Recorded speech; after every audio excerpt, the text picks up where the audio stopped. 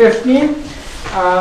First off, I'd like to start this meeting by acknowledging we are on the traditional territory of Snanawas and to recognize the presence of Snanawas Chief David Bob and Councillor Gordon Edwards. I have invited Chief Bob here today to explain some important Snanawas teachings. So first off, with regards to council, is there any additions or deletions to the agenda itself? Councillor Scott? I would like to seek council's clarification on the two agenda items from last Thursday's meeting. Okay. I'd like that added as a... How about an unfinished business item 7D? Sure.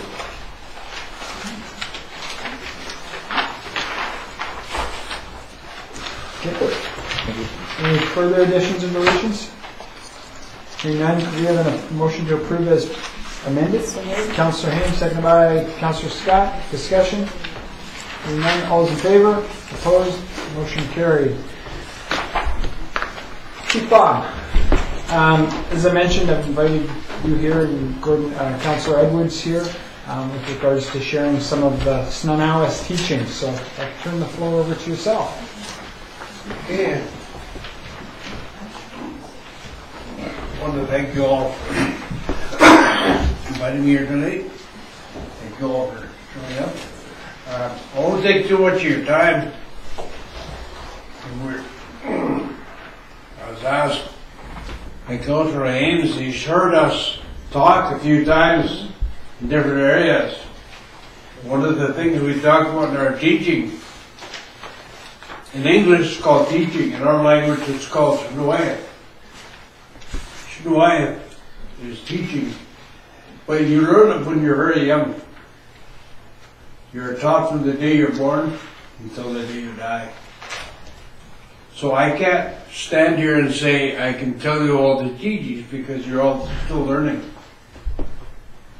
But some of the important things that our people teach us when we're growing up is that when we have an assembly or we come together as a family group, any gathering we have a bunch of people, one of our teachings is there's an imaginary nail outside. When you come to a meeting or a family gathering or anything, you take your bad feelings, your house following, your anger, your fear, anything, and you hang it up on that nail. Because you come in, you sit to meet. Here at the council, they sit and meet to discuss their family, the community, what the community needs are. I could tell you a lot more, but you got a meeting here tonight. Our teaching, like I said, we learn when we're small. We're growing up. You even do the same thing when you teach your young ones. What's good, what's bad, what to do, what not to do. But sometimes we get so involved with what's going on around us, we forget that. And we let our feelings get involved. One thing, me and my brother, I call him brother, Gordon, is we've been on council together now for over 10 years. We go into that meeting, we discuss business, and we've had some arguments, real tough arguments. But we don't call them arguments, we call them debates. And one time he got me so angry, I got him stomped out of the room. Then I came back. He hit my car on me, so I had to come back.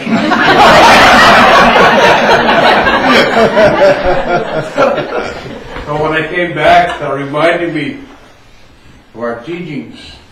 So I walked back in, said, "Bro, where's the car?" We talked for a couple of minutes, I left. And the next time we had a meeting, we sat down, we talked. We talked, we shared what we had to share. We put that bad feeling behind us. We dealt with the business that we had to deal with for our people. Do the same thing with our families.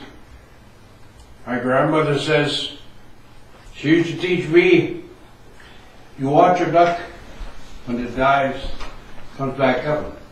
See the water off its back.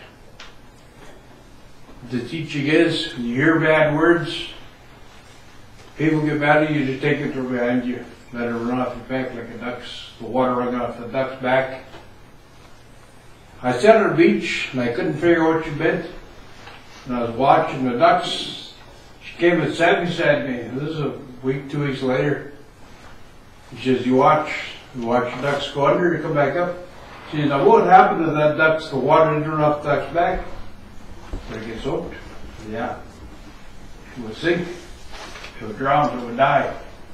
That's the same way your squallow is.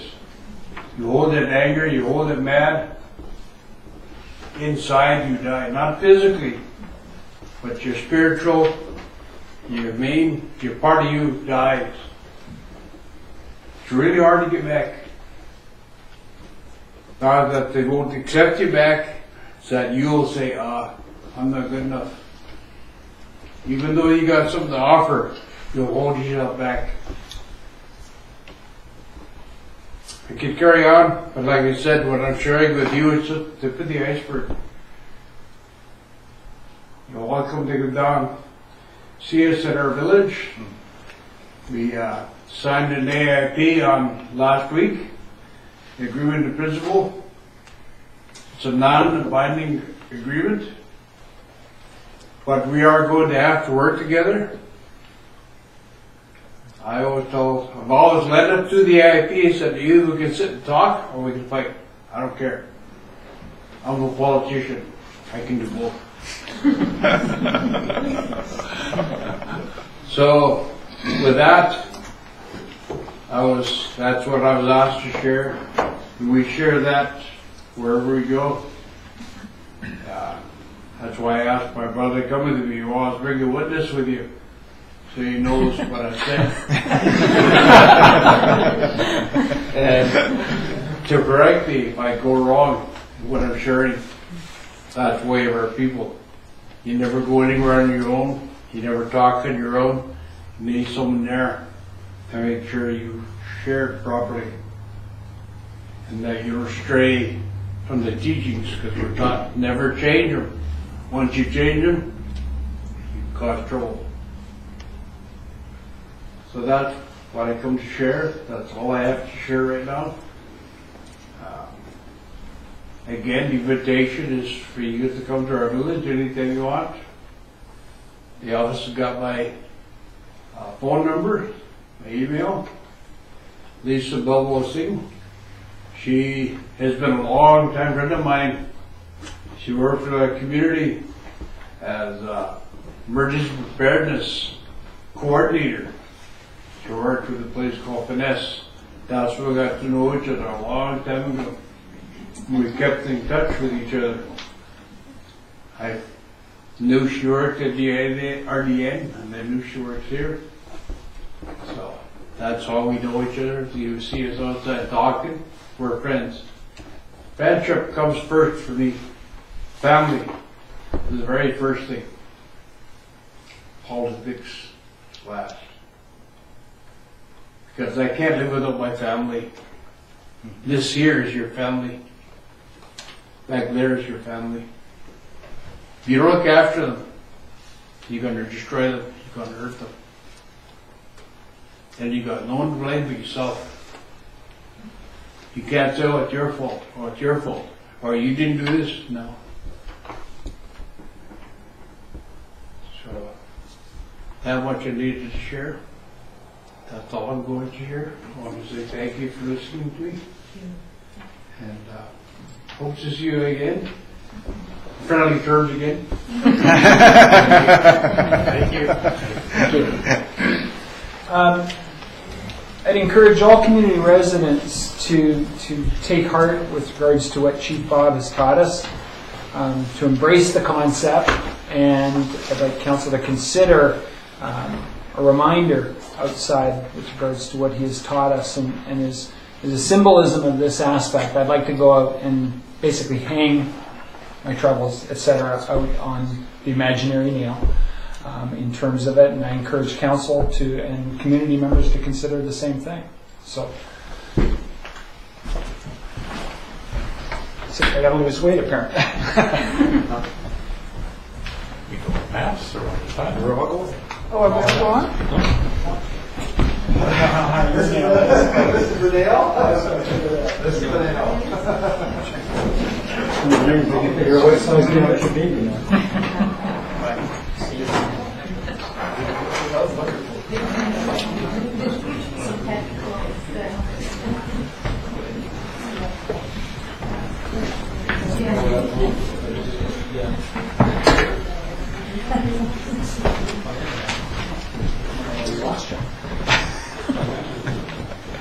And then, in addition, on behalf of the Lanceville Council, and thanking you for your time that you spent in teaching us, I'd like to offer you this gesture of appreciation, and the District of Lanceville Council and the community looks forward to visiting you at your home and learning additional amounts from you. Absolutely.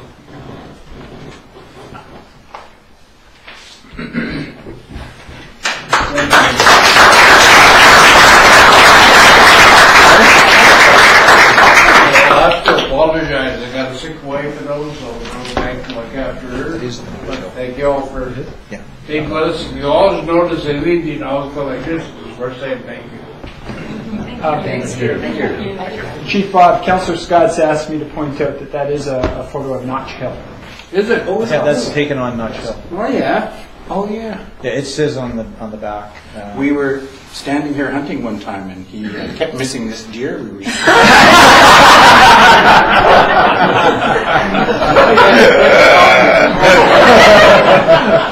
Thank you very much. Thank you. One thing with respect to inviting them to any event, it's sometimes it's a little bit of slapstick comedy in terms of the relationship between the two, and everything always has a story with.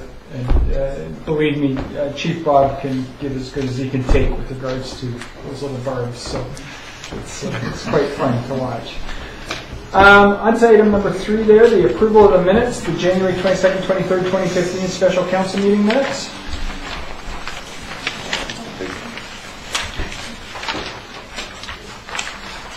We have a motion to approve, or amend, or otherwise. That's the one here. So this is all the strategic plan. Moved by Councillor Scott as presented, seconded by Councillor Savage. Thank you. Discussion on the minutes? Hearing none. All those in favor? Opposed? Motion carried. March 23rd, 2015 regular council meeting minutes. So moved. Moved by Councillor Scott as presented, seconded by Councillor Savage. Thank you. Discussion? Hearing none. All those in favor? Opposed? Motion carried. Presentations, delegations, and petitions. First item, Brian Dempsey regarding the Port Theatre, requesting council to continue to support the theatre funding. Thanks for letting me speak, and wise words of our Chief David Bob. Just a little late. The Port Theatre contribution, I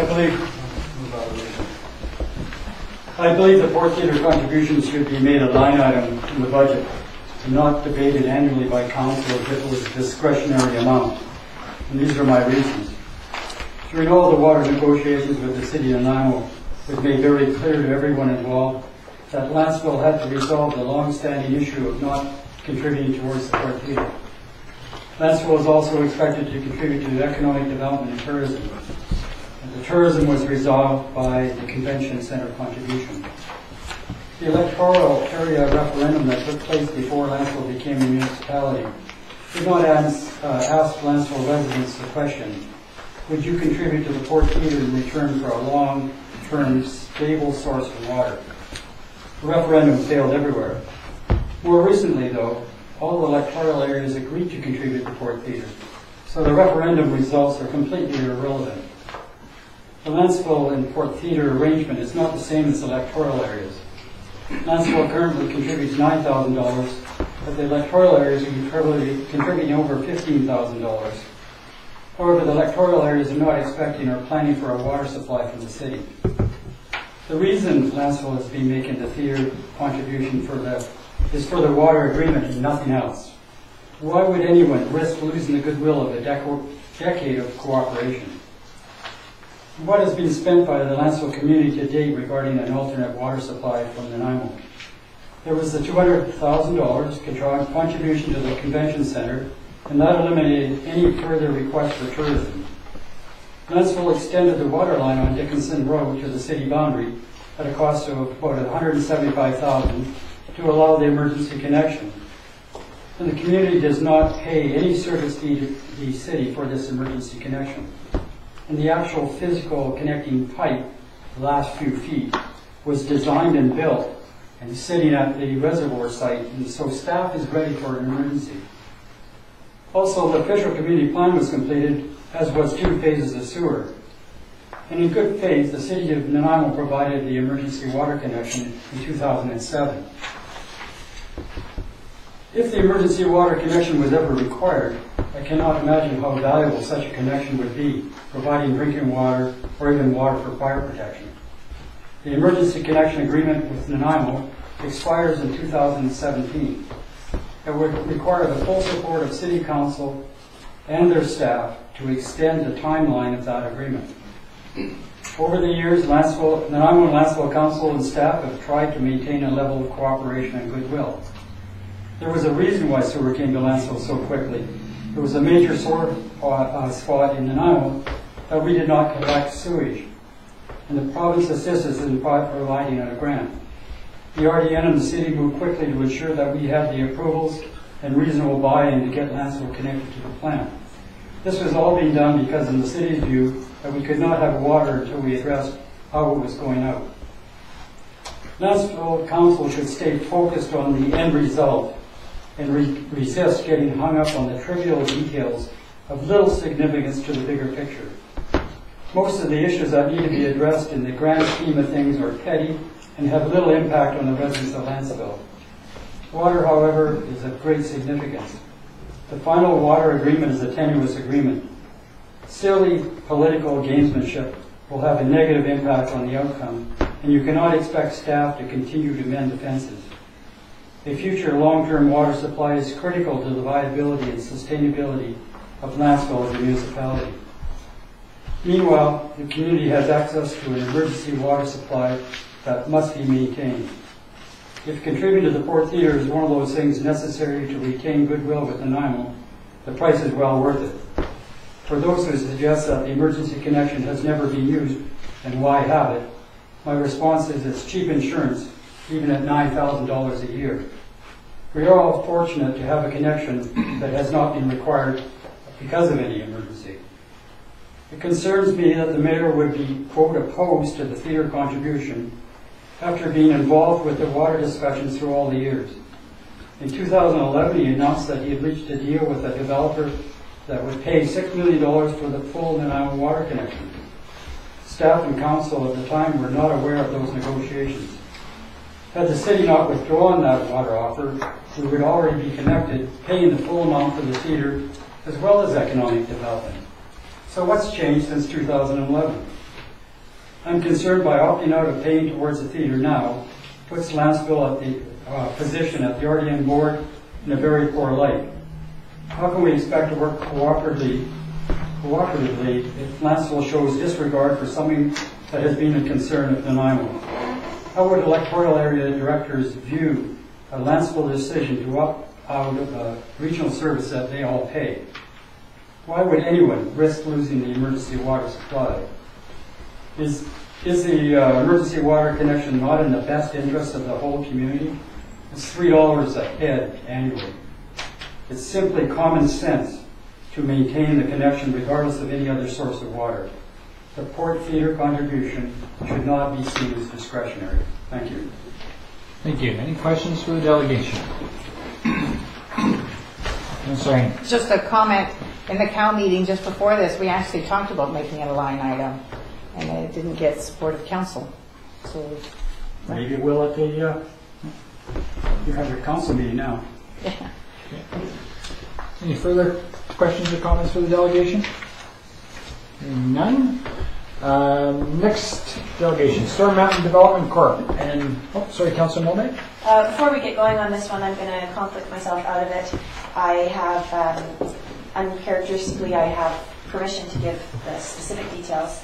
My law firm has done the legal work for Mark Holland Planning Innovations, who's a contractor to Storm Mountain, and also some of his family's personal legal work. I only found out about this when I met Mark for the first time shortly after this issue came up a couple months ago.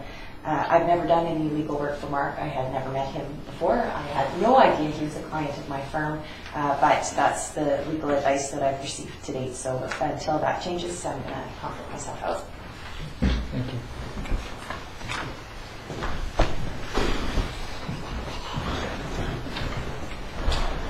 Okay. So, Mr. Holland, if you Okay could, to stand here you can stand wherever makes you comfortable. with a big empty space here. You want to introduce Allison? Yes, Alex Walker. Okay, so thank you for your worship and council for the opportunity to be here. My name is Mark Holland. I serve as vice president of the Storm Mountain development group that is leading the Foothills work here. With me here is our CEO, Ballard Opulent, our planning assistant, Doug Wardley, who has got 5 exams in the next 5 days, along with what we do, and he's helping us with the public meeting. And I believe Bob is going to be here. He must not sure right yet. Bob Colclough is working with us. Just a further note to this was a big surprise. I gather RLR is the largest law firm on the island and one of their many thousands of clients I had never met. Jennifer, he was informed that my company was in conflict. I immediately pulled my company out and gave it to another law firm and informed the district that that was gone. It's just, but they do wills for us. So I don't know, we have to follow up on this because I have to pull the rest out because of conflict. So on February 16th, Council asked us to hold a public meeting. In the last couple of years, work has happened on this project with no public consultation. And so we were very pleased to proceed with this process. And what I'm here to do is simply to update you on that. April 21st, so next Tuesday, was chosen as the day for that process. The meeting is being positioned as jointly held. Council has called this meeting. And we are providing the content for the project and that conversation that we will be basically jointly hosting this meeting at the Landsville Legion. Our goal is to start at 4 and go till 7 with an open house to allow families with young children to be able to come by and see it because they have to be with their kids in the evening. Maybe folks who are more elderly who don't want to stay up late and join in the political fun of these meetings. They can come by and have a wholesome conversation with us as well as very busy work people who have unique commitments. That allows all of them to engage. And then between 7 and 9, we'll hold a conventional town hall meeting. I'll give a short presentation, and then your worship and I can kind of help facilitate the conversation. We'll be bringing our entire consulting team, so we'll have environmental consultants, traffic consultants, water consultants. We'll have everyone there to be able to answer questions. The plan for the meeting was structured around a few goals. The goal is to update the community on a very broad range of information from the project.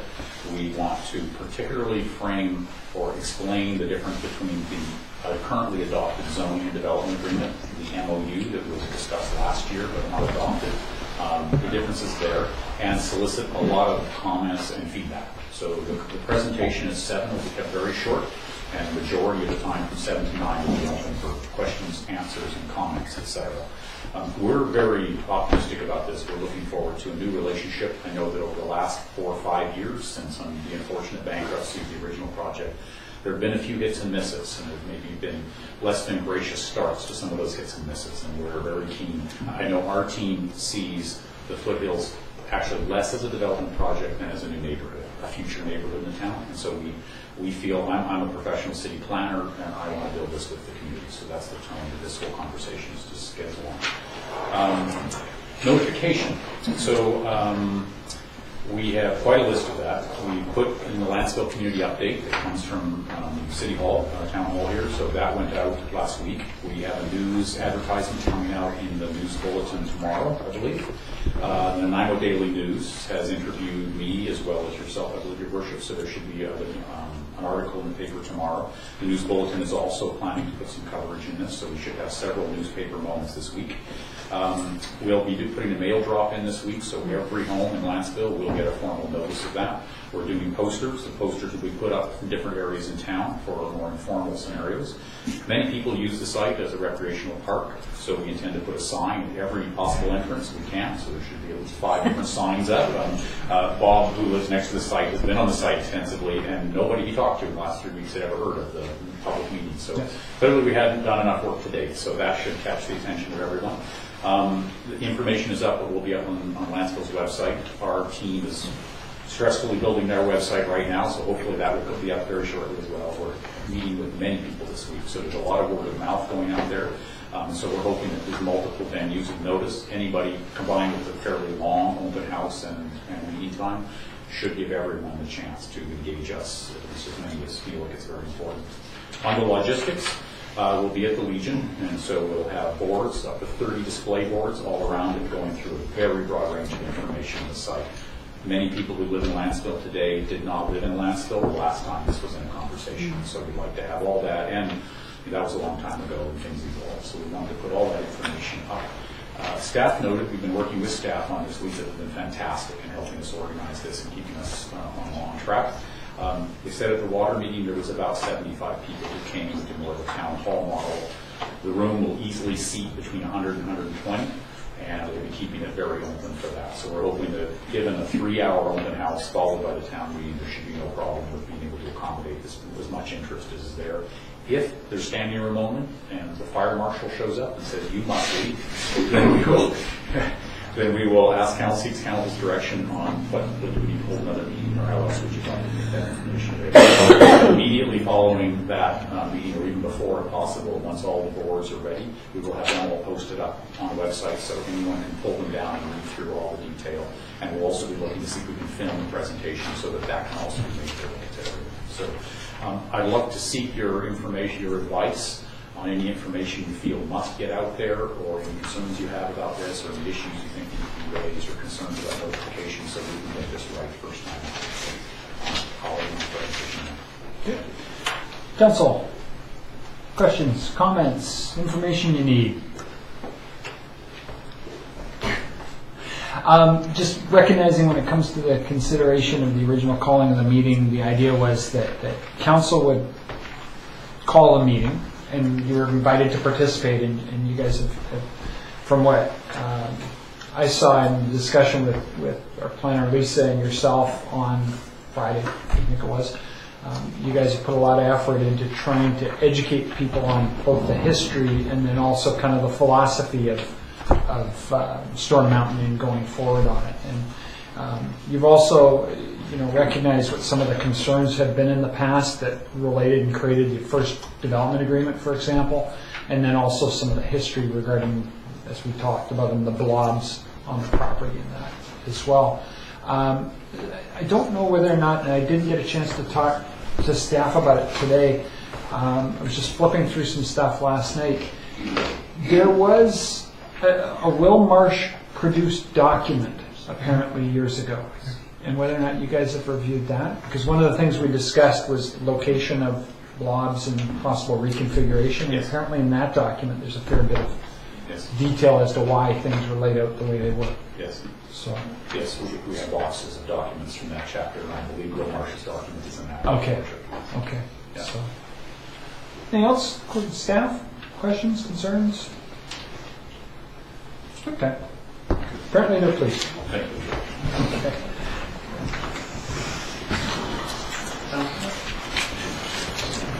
Good luck on the exams. So much. Thank you guys. If somebody wishes to... I forgot my agenda in the office. I brought the wrong agenda. Oh, sorry. Okay. Thanks. Okay. Okay. Gets us to correspondence. There's 2 items of correspondence, one in relation to the staff memorandum and a second one related to outdoor burning and air quality. Move receipt. Of both items? Both items. Moved by Councillor Scott, receipt. Your seconder. Councillor Savage. Discussion on the 2 items. Okay, hearing none, all is in favor? Opposed? Motion carried. Verbal updates, Mayor and Council. Scott, I'll start with my far right there, Councillor Savage. Thank you. I've got a fairly long report. I've attended a couple of City of Nanaimo Parks and Rec Commission meetings, but there's some stuff, but not that pertinent to this council, so I'll move on. So this last weekend I attended the AVICC 3-day conference in Courtenay. As you're aware, this conference is the annual general meeting of AVICC, which for the audience is the Association of Vancouver Island Coastal Communities. And basically it's an organization that feeds information up to UBCM, and from UBCM hopefully that's a conduit to the provincial government. So the AVICC is basically all the member municipalities on the island. And the annual general meeting includes the presentation and discussion on resolutions. And just thought I'd give some examples of some of the resolutions just so that the community realize that the work that the communities are doing on behalf of the residents. So just a couple of examples. A resolution to amend the Local Government Act by prohibiting candidates from running in multiple jurisdictions. Apparently in this recent election, there was, down south of the island, there was people who put the name forward for multiple jurisdictions. There's another one for addressing an issue for those communities where road access is through private forestry land. So, we're fortunate here, we've got highways and public roads we can connect to. There are some communities, I can't for the life of me remember which one, their road access actually goes through private forestry land, and so they feel that is a little at risk.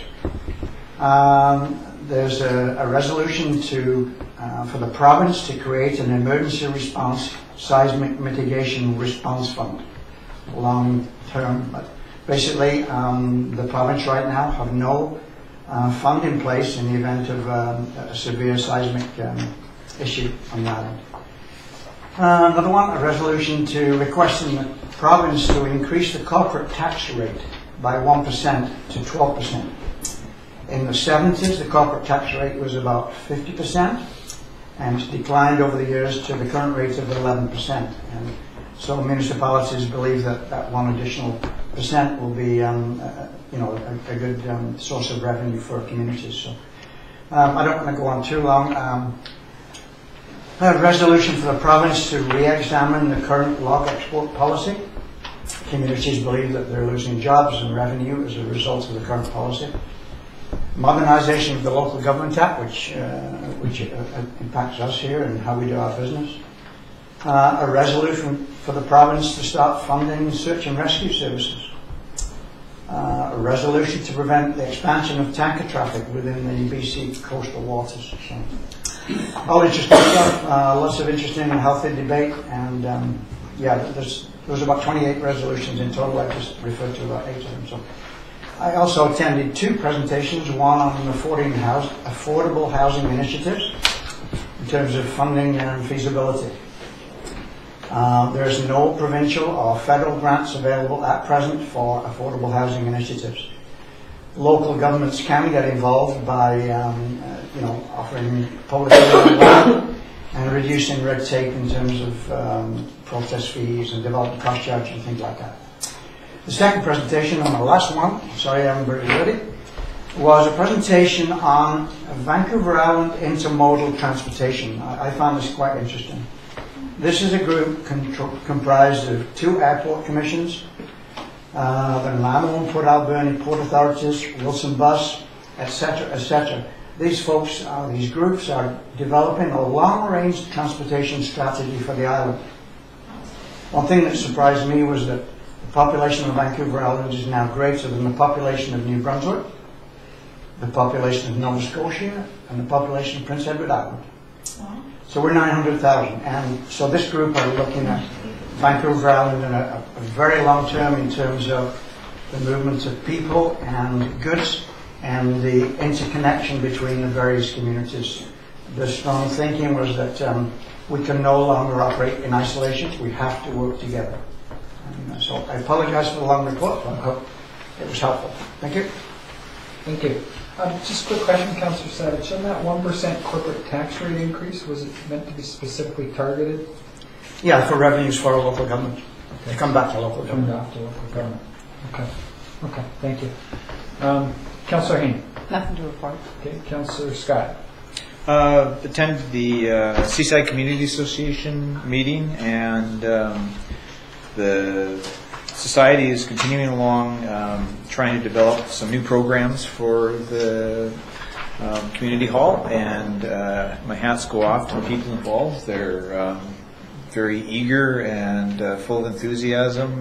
They're looking at some things like some movie nights later in the fall. These will be targeted at probably 2 different sessions, an earlier session for the younger kids and an older session, or a later session for the teenagers and older kids. And it's they're looking at trying to change the image of Costin Hall from being just for old age pensioners.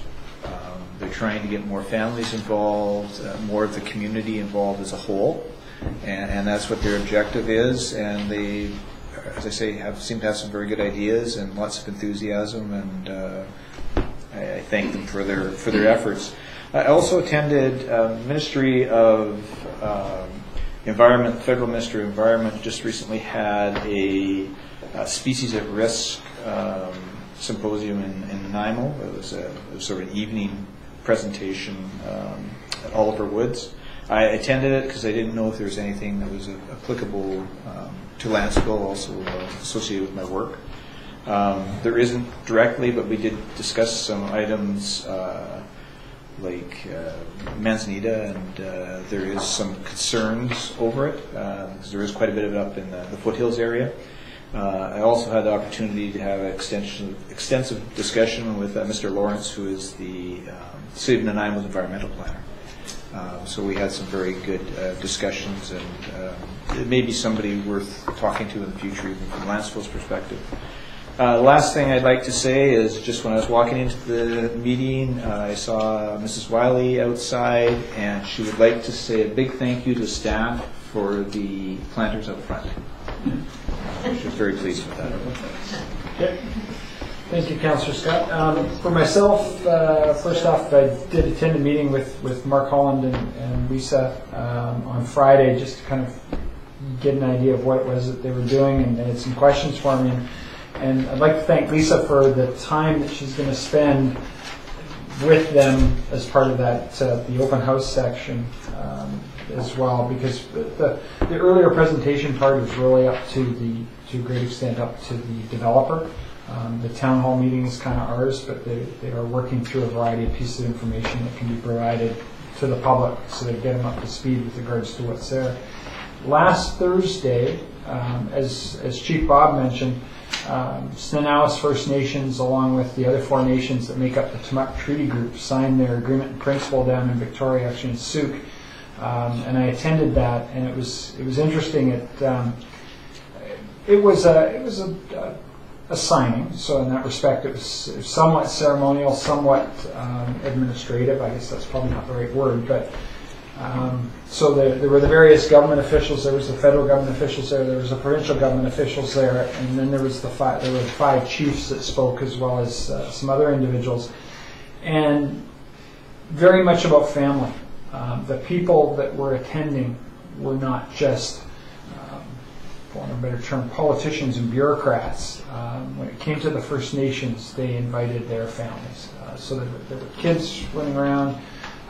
One of the chiefs, when he was speaking about what the process meant to him, gave thanks to his mother, who was sitting right down there, and so that was really nice. A younger guy in terms of a chief, and then another individual brought up a child, and he spoke about basically helping to raise leaders, and he'd been under the wing of people like Wilson Bob and that.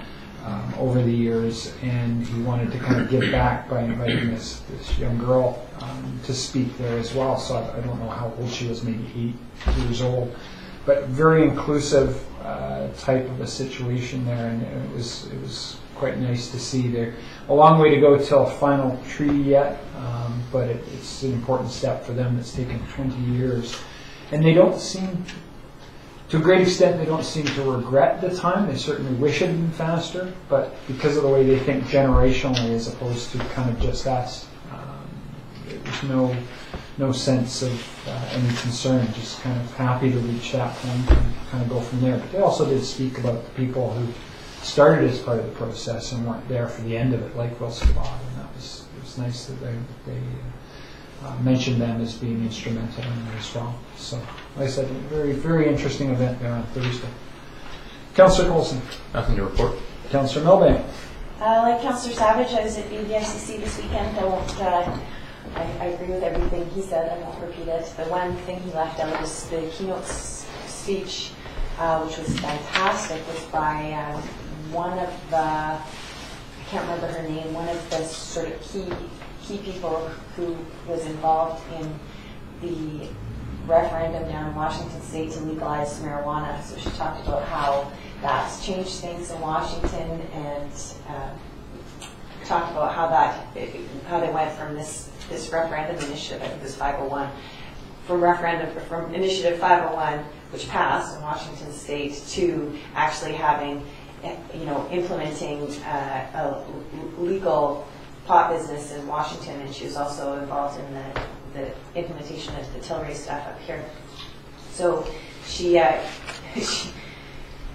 mostly approached it from the business perspective, and she talked about how they regulate the quality of the marijuana and the business models and the very complicated logistics of growing it, and the amount of money that she was talking about that the state of Washington can get from these operations is just unbelievable. So any jurisdiction, if it's logistically possible and it's acceptable to the residents, is something that people should consider, because it's significant.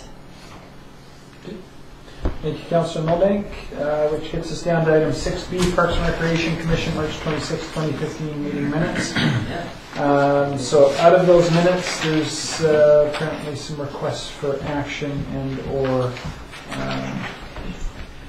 inaction in the case of some items. Councillor Scott. Just a question. I was just looking at these, because I was trying to sort of wrap my head around how we're supposed to deal with them. And the first item, I just look at it as almost more informational. The Parks and Recreation, unless we're directing them to do that, which I don't think we did. Okay, question through the staff. Is there an expectation of endorsement of these in any way, shape, or form? The three recommendations that are on the agenda were for Council's consideration. The balance of the minutes were for information. The first one, although it's worded in the negative, it was because Council had asked that the Commission look at whether the Polar Bear Swim should become a community event. And so that's their response back. If Council didn't want to make a motion, there would just be no change. Status quo is that it's not currently a community event. So That's it would also work. Okay. Whereas the other two are looking for specific council instruction or action. Councillor Scott? Particularly the third one, as their meeting is April 16th. Again, with the second one, I understand the intent of it, but it's councillor consider making a grant in the future. I think that's something that council is aware of, the future grant application. I think we can look at all the different opportunities for grant applications. I guess looking for staff trying to track some of the stuff. One of the things we could do is just direct staff to make a note of this request for when the next intake is announced. Yeah. Okay. If that works for everybody. Do you want to make that motion? Sure, we need a motion for it? Okay. Yeah. Couldn't hurt. Then it provides clarification to the Parks and Rec Commission as to what we've done with it. The council consider in future grant applications looking at funding for the E&M Trail Phase 2. Okay. We have a seconder for that? Councillor Coulson, discussion. Do note that the motion doesn't mean we definitively apply for it. It would just be considered at that time. Okay. Discussion on the motion? Hearing none. All those in favor? Opposed? Motion carried. I move the council appoints Parks and Recreation Commission members Ted Gillison and Mark Swain with Denise Heenan as alternate to represent the District of Lanceville and the Woodlot Operators Ad Hoc Lanceville Woodlot Advisory Group to provide public input around recreation and biodiversity to the Woodlot operator. Second by Councillor Savage. Discussion. Councillor Scott and Councillor Milburn. We did receive an email from Linda Westby regarding, I think, with recognition of the original Woodlot organization. I don't know, I'd probably refer to Councillor Haim a little bit. I know and I think it may have been some of the wording in the minutes that she had some concerns about.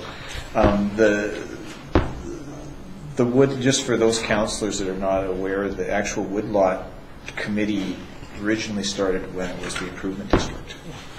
And it went on for quite a number of years, actually. It went on for a long time. Susan Crayston, I think, was our first representative on that. And they did a lot of work in dealing with the Ministry of Forests, and it was sort of one of the first times I believe the Ministry of Forests had actually gone out and sought feedback from the public and sort of had a public group to deal with. So it was a very new process for the ministry and a learning process for them, I guess. And I think that's what the intent was. So I don't know how to deal with that because it's Parks and Recreation Commission minutes. It's not the council's minutes. I would suggest maybe that I think all councillors got the information, so if Councillor Haim could maybe just take that back to the commission, the Parks Commission, and just seek some clarification on that. I think they got a meeting coming up, though. They're pretty quick. This group. I think she was just asking for correction of the minutes because they're incorrect. Yes. So sure. If you could do that. Councillor Milburn? Yeah, I'm not going to support this. I have a difficult time with sending a council representative to an ad hoc committee. We don't have, we haven't created the committee. We don't have any terms of reference. We don't have any, there's no structure to it. I think, I don't have a problem with the Woodlot Advisory Group, but I think it's inappropriate for us to send a formal council representative to something that's generally informal. Okay. Councillor Savage? Oh, sorry, Trudy. Oh, sorry. Okay. I just wanted to go back so I could note what the correction was that was desired, that we could take back to Parks and Rec. It's detailed in an email. Yeah, Linda Westby sent an email. Council received. If there was unclear, if it was unclear whether it's a ministry committee, it's not. No. I have confirmed with the ministry representatives that it is the Woodlot Operators Ad Hoc sort of consultation group, and that is their that is independent, although the ministry people attend the meeting. Equally, so it wasn't clear there that also district staff also attend the meeting. Yeah, the email was making reference to the minutes themselves, whether or not they correctly reflect the voluntary advisory group that worked until the license itself was awarded, so more of a historical correction. Okay. And that's an email dated Saturday, the 11th of April. So maybe we could send that to staff. So we know what they do. Yes, staff is not Until included Lanceville, as far until as- it's done. No, that's one. that's Dave. Yeah. Okay. Yeah. Okay. Councillor Savage. Yeah, thank you. Yeah, I'd like to see some community members involved in this ad hoc advisory group. There's a lot of interest in that area, and I think it would be. There's a lot of interested people, and I think it would be nice to involve the community and benefit from their feedback. Councillor Hain. This isn't our group. This is actually being put forward by Mr. Gregson, and there is some community members on this group. Okay. Some of the old Woodlot advisory people, I believe Brian Blood is still involved, Linda Westby's still involved. And the reason we're looking to get involved and have been invited to be involved is because we've just signed the agreement with the Ministry with regards to offering that trail. So if we don't get involved, we're going to have no say. So I think we need to have someone there. And Ted Gullison and Mark Swain are both very knowledgeable, and they are the people to do it because they know the trails and the issues, and they're excellent representatives. Yeah, I'm not questioning that at all, and it was just that, I felt community involvement, but I appreciate the feedback. That gives me some comfort. Just as a follow-up, they don't want the group very big. Right. They're trying to keep it fairly at a decent size. Yeah, manageable size. So, and then these people will bring back any issues to the community at large, that's why. Otherwise they don't want to do it. Further discussion? For myself, I, to a certain extent, view this as similar to kind of the Seaside group, where, yes, there's an additional connection to the fact of the ownership of the building, but when it comes to informational, et cetera, I mean, there's a council member who attends there. There's also previously a Parks and Rec member there as well, although they were non-voting members. So in this respect here, I just see it as information sharing. But Councillor Scott? I'd just like to point out that from what this indicates, Councillor Haim can correct me if I'm wrong. Councillor Haim is just an alternate. Yes. And I see as Mr. Gullis and Mr. Swain as the primary attendees. Okay.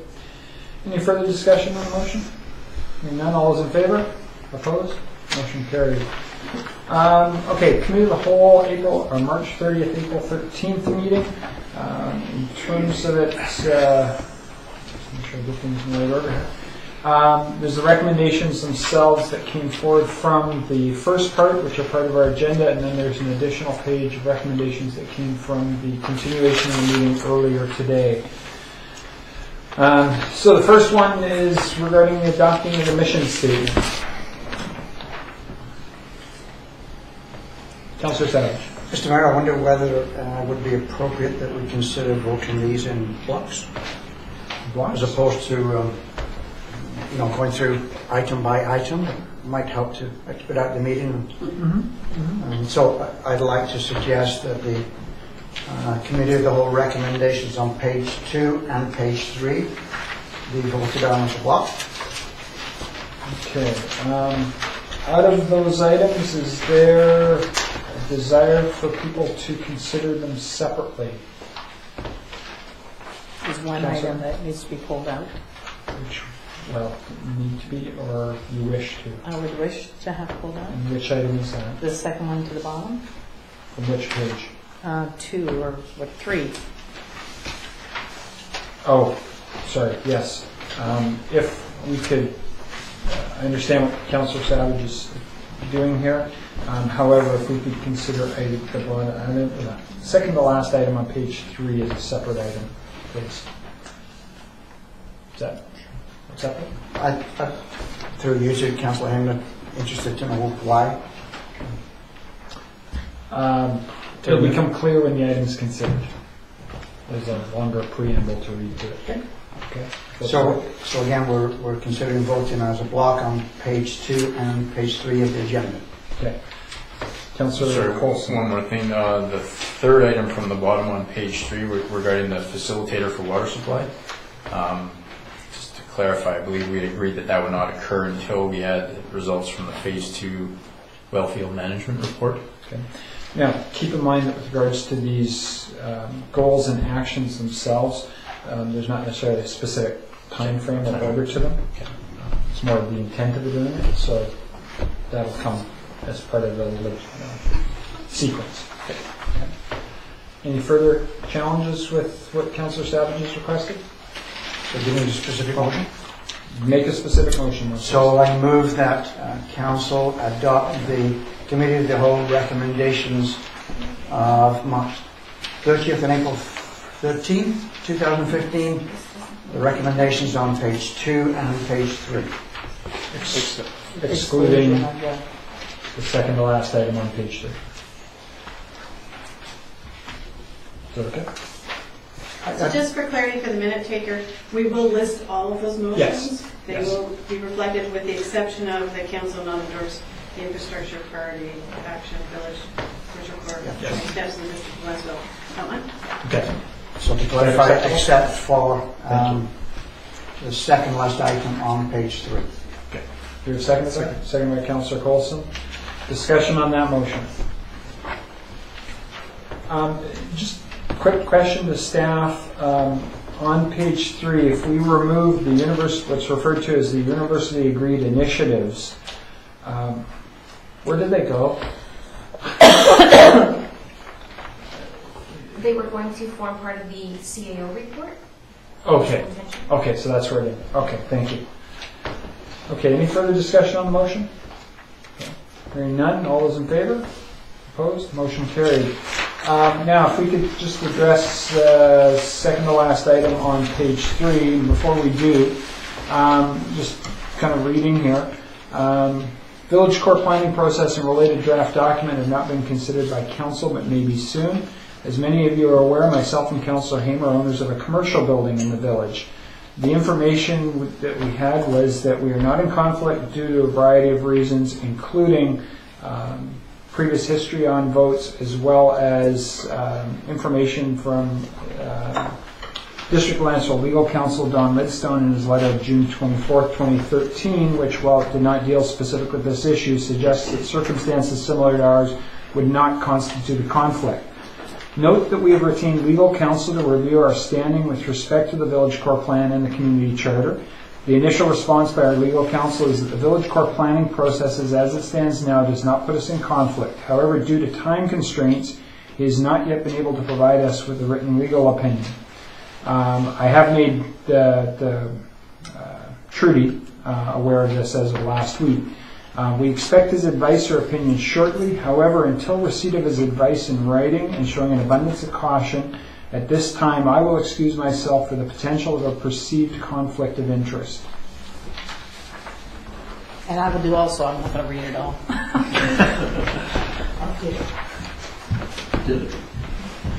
Actually, that's what I told her to say. Jennifer's acting very well. So I am. Well, I mean, we can deal with that as a motion or not. I'll leave it up to council. I move that council not endorse the infrastructure priority action, village commercial core or improvements next steps in the District of Landsville Strategic Plan 2015-2018 until receipt by council of the village core, commercial core improvement plan report. Seconded, moved by Councillor Scott, seconded by Councillor Coulson. Do you want to read? No. You get first. Okay. I don't have anything to add. Councillor Savage? Yeah, I'm comfortable with that. I mean, I think for the benefit of the audience, this is not to address the issue, the report in itself. What we're saying is that we don't do anything with it until the final report is in from staff. So I'm okay with that. I'll support the motion. Yeah, just further to that, basically we don't do step 2 until we've seen what step 1 is. Yes.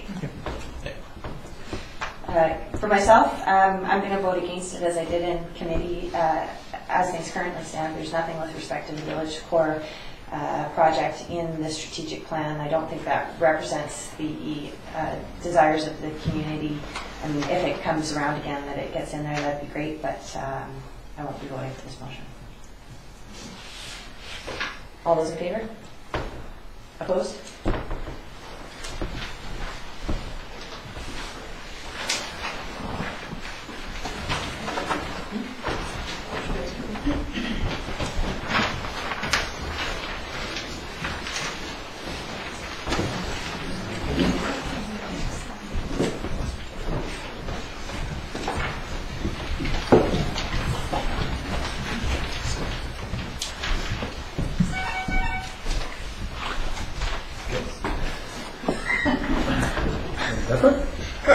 Okay, so I'm assuming that we're now at the top of page 4, correct? Yep. Okay. Councillor Hamer. Can I ask a question first? Sure. My understanding, and maybe I missed it, was that with regards to the third one down, before we proceeded on this, were we not going to get a more detailed plan on staff time and involvement? before we move forward with that initiative? I think that says develop a plan. No, but this is this the 10,000 or, I don't There's no know? money. This isn't budget, this is Okay. strategic. Yeah, and just for, it's unclear to me too, because if you go down 1, 2, 3, 4, 5, the sixth one down, where we talk about deleting the second and third bullets and retaining the first bullet, going back to the third one down that Councillor Hay mentioned, I believe we had scrubbed all of the bullets in what was presented in that action item and just had basically develop a plan. That was the bullet. Is staff aware of? I think you're a couple motions ahead of me here. Well, actually, technically, we don't have a motion. Yeah. And so, okay, first off, with regards to council, do we want to deal with each of these items individually? Or is there some additional grouping that we could do? It's our desire. I would suggest we group all of them together except any of those that council members have a particular thing that we'd like to discuss on. Okay, so if I might just make the suggestion that identifying page 4 items as well as page 5 items, we want to also the green sheet that we were provided with, which includes the motions related to this evening. Are there specific ones that council members would like pulled out? Councillor Hain. The one that's 1, 2, 3, 4th from the bottom on page 4. Are we in a conflict on that one? Oh, yes, the emergency social services, thank you. So that one has to come out? Okay, Sorry. others? Councillor Savage? Yeah, and the fifth from the bottom, I think it reads that council instructs staff to provide council with copies of district landfill management staff employment contract. I don't believe we should be talking about this kind of stuff. This is our role is governance. This is getting into the management of the organisation. I don't need personally a copy of the staff employment. So how about if we pull that one out? Yeah. Sure. Okay. Councillor Novak? On the green sheet, the $15,000 maintenance matter Okay, so the first one? and the legal fees matter. Okay, thank you. Port Theatre one? Okay, we're almost ending up with the individual. Why don't we go through in blocks of 3 or something? Yeah. Okay, well, maybe we're almost there. Anything else? With regard to the one we just spoke to, the Which one? third one down. The given First that- Nations one? Yes, given that there's some clarity on that one, do we peel that one out too? Okay, do note, however, second to last item on page 5, council instructs staff to provide a detailed report on First Nations engagement with plan and proposed budget for the last council meeting in April. So which I believe is the detail that Councillor Hain was speaking to. Okay. It's just for consistency. When I go 1, 2, 3, 4, 5, 6 one down, it specifically talks about deleting bullets and retaining bullets, whereas we haven't done the same thing in the third one down, where we had deleted, I believe it was 3 bullets, and then added a new one. Okay.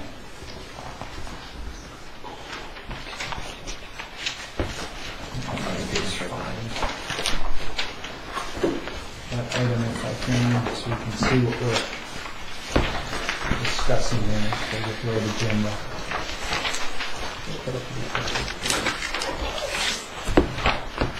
Financial plan. Financial plan.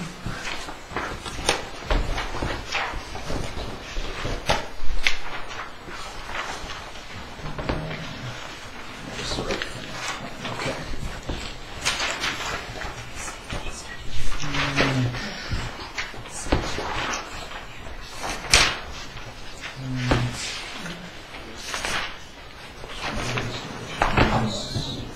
Okay. No, which question? Okay. So the corporate maintenance priority actions, is that one? Is that what it is? Yeah.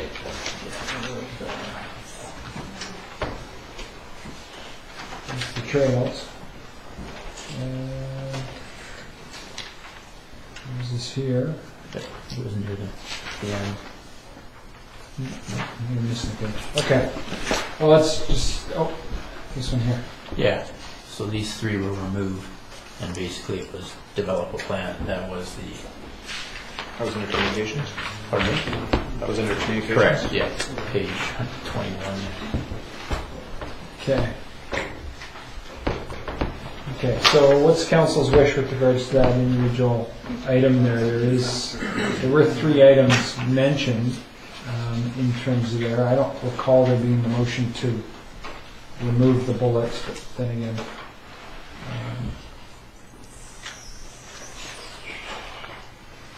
Can we do these in chunks of 3, not big pages? Okay. It's too much. Yeah, the first group of 3 includes the First Nations ones. Yeah. Okay. So sorry, I didn't hear that. Sorry? Groups of 3? That was a suggestion here in recognizing that First Nations one is in that first group of 3. Then maybe that'll encompass it and provide us our clarity to allow us to move through the rest of them fairly quickly. So, if there's no objection, page 4, first 3 items, village secondary suites, communication plan, as well as the First Nations communication and partnership. So moved. Okay, moved by Councillor Scott, seconded by Councillor Savage. Thank you. Discussion on those items. Councillor Scott.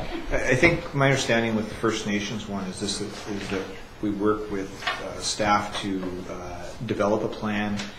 First, we are requesting a report, which is later on in the agenda on the next page, requesting a report from staff before we can develop that plan.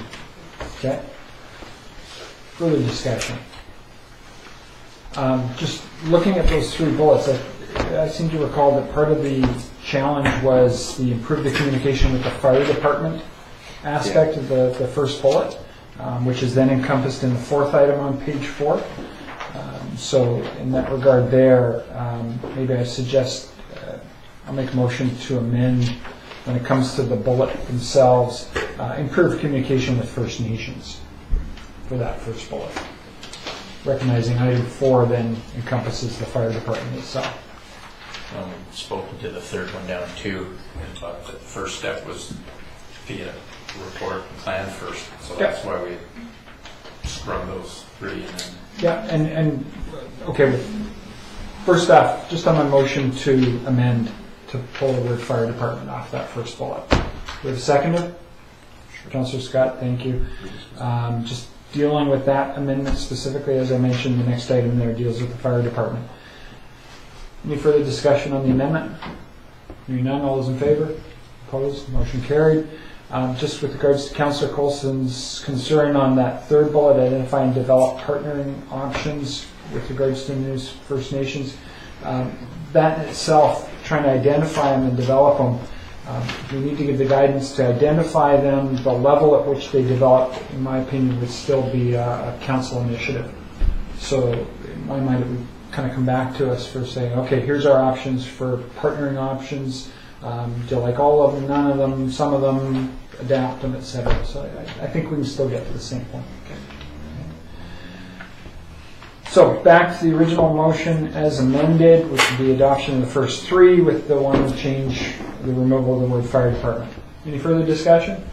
Hearing none, all those in favor? Opposed? Motion carried. Next item, if you want to do groups of 3s here, next 3 items there, fire department, improving trails with some adjustments to the bullets, and then the 3rd one there, the strategic plan review of operational capacity side with some amendments to it. So moved. Move the 3, Councillor Scott. Do we have a seconder for that? Councillor Hain. Discussion on those 3 items? Hearing none. All those in favor? Opposed? Motion carried. Thank you. Now, in terms of it, there was a request that the next one there be considered separately. So the first regarding the grant to the Port Theatre. Councillor Savage. Yeah, I move that council provide a grant in the amount of $9,000 to the Port Theatre for the 2015 calendar year. Okay, seconded by Councillor Scott. Discussion. Councillor Savage. Thank you. Yeah, I think it would be a very significant issue should council reject contributing to the Port Theatre. In my mind, the Port Theatre the university, the hospital are the major cornerstones in this community, well, in the broader community. I certainly wouldn't like it on my conscience were we to jeopardize that emergency connection on Dickinson Road. For the benefits of the community, on Dickinson Road, just below Pioneer Park, there's a City of Nanaimo water line, there's a District of Lanceville water line, and up in the workshop there's a piece of apparatus that in the event of emergency we can connect that and get emergency water supply. It's a quick and easy maneuver to get emergency supply, and I think to put that in jeopardy would be a severe issue. I also believe that we have to work cooperatively with our neighbours, and I'd like a recorded vote on that item. Okay. Councillor Scott? Yeah, I think there's a lot of sensitivities with this, and I look at it as an insurance policy. We got some statistics from the City of Nanaimo Port Theatre people, and I don't think they're truly reflective. And the reason I say that is that for example, graduation last year, Dover Bay had the graduation there. There's a bunch of kids from Lanceville. They all attended. Those things are not recorded. We have volunteers from Lanceville. I had somebody approach me the other day that they're a volunteer in Lanceville. They're down at the Port Theatre regularly. I think there's those types of things out there. I do get concerned when I see the amount of money that Nanaimo spends on it. But when we have Gabriola contributing to it through I believe through the regional district, and the News contributing it through the regional district, I think Lanceville missing is it doesn't send a very good message when we're trying to work with the Nanaimo, and I think it's some very cheap insurance, and at this stage of the game, I think it would be very dangerous not to contribute that. Okay, further discussion. Councillor Milbank. I'm going to vote in favor of this, as I always have. The Port Theatre is a fantastic facility. It's an unbelievable asset to this community. It's exceptional that a community the size of Lanceville has access to something like that. In our committee meeting, I had the information about all of the school groups that use the Port Theatre. There are hundreds and hundreds of students who go to the Port Theatre, and they get access to a kind of experience that they wouldn't have otherwise. And certainly I want Lanceville to be seen in the broader district and in the broader region as pulling their weight on this issue. My last point is that responding to Councillor Hames' comment earlier, we didn't have, I do support making this a line item. We didn't have a motion on the floor, and so that wasn't something that was discussed, but I certainly think that we should make this something that's more regularized and more predictable. Okay. Further discussion. Councillor Coulson. 2002, there was a vote, 55% against the bylaw, which would see an annual support of $12,400 from the Nanaimo Port Theatre. Sister towns, Parksville, Pelican Beach, Ladysmith, which is only 5.5 kilometers further away than Lanceville, they don't support the Port Theatre. Citizen satisfaction survey, 89% of respondents say that they never or rarely access the Port Theatre.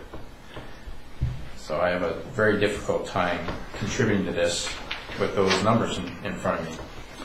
I absolutely think the Port Theatre is a great thing. Perhaps they consider a surcharge for Lanceville residents when they utilize the service, but I don't like this blanket ongoing support in this fashion. Okay. Further discussion. Okay. Historically over the years, there's recognition that negotiations for water were ongoing. During some of those periods, I voted against this because when it comes to the standpoint of the connection to the two, not the physical, but the connection of the Port Theatre to the water arrangement, deal, negotiations, etc. It's not in the emergency agreement. It doesn't speak to it. When it comes to the standpoint of the agreement that was signed last year, it does specifically mention it in there. Interesting things to note about some of these services. For example, there's a notice of motion at the RDN level tomorrow night for the electoral areas, or some of the electoral areas, to consider withdrawing from the economic development function that's through the city. So from that standpoint, recognizing it is a different service, it's not a case of once you're in, you're in. There's consideration of whether or not to potentially consider withdrawing.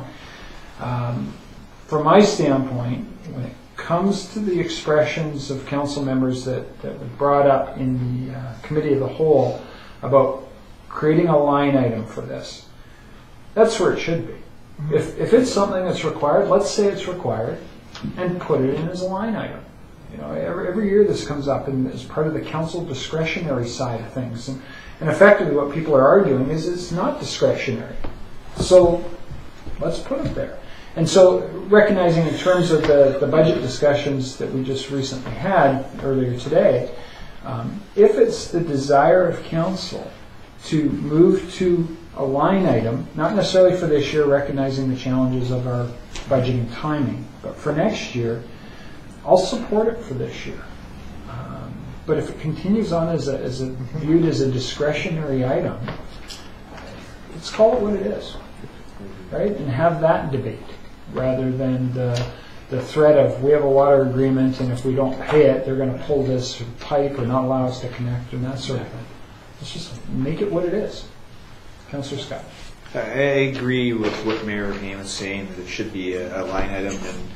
And for the benefit of the audience, there's been some allusion to discussing that in our previous meeting earlier tonight, alluded to. And what was discussed is because we're so far along in our budgeting process that putting in a line item this year probably isn't a great idea, because we're actually way behind in our budgeting process. So to try and keep it simple, it wasn't included at that point in time. I agree what Mayor Haim does talk about, though, is about putting it as a line item. If it's going to be something that's an annual cost, whatever it is, it should be a line item. Okay.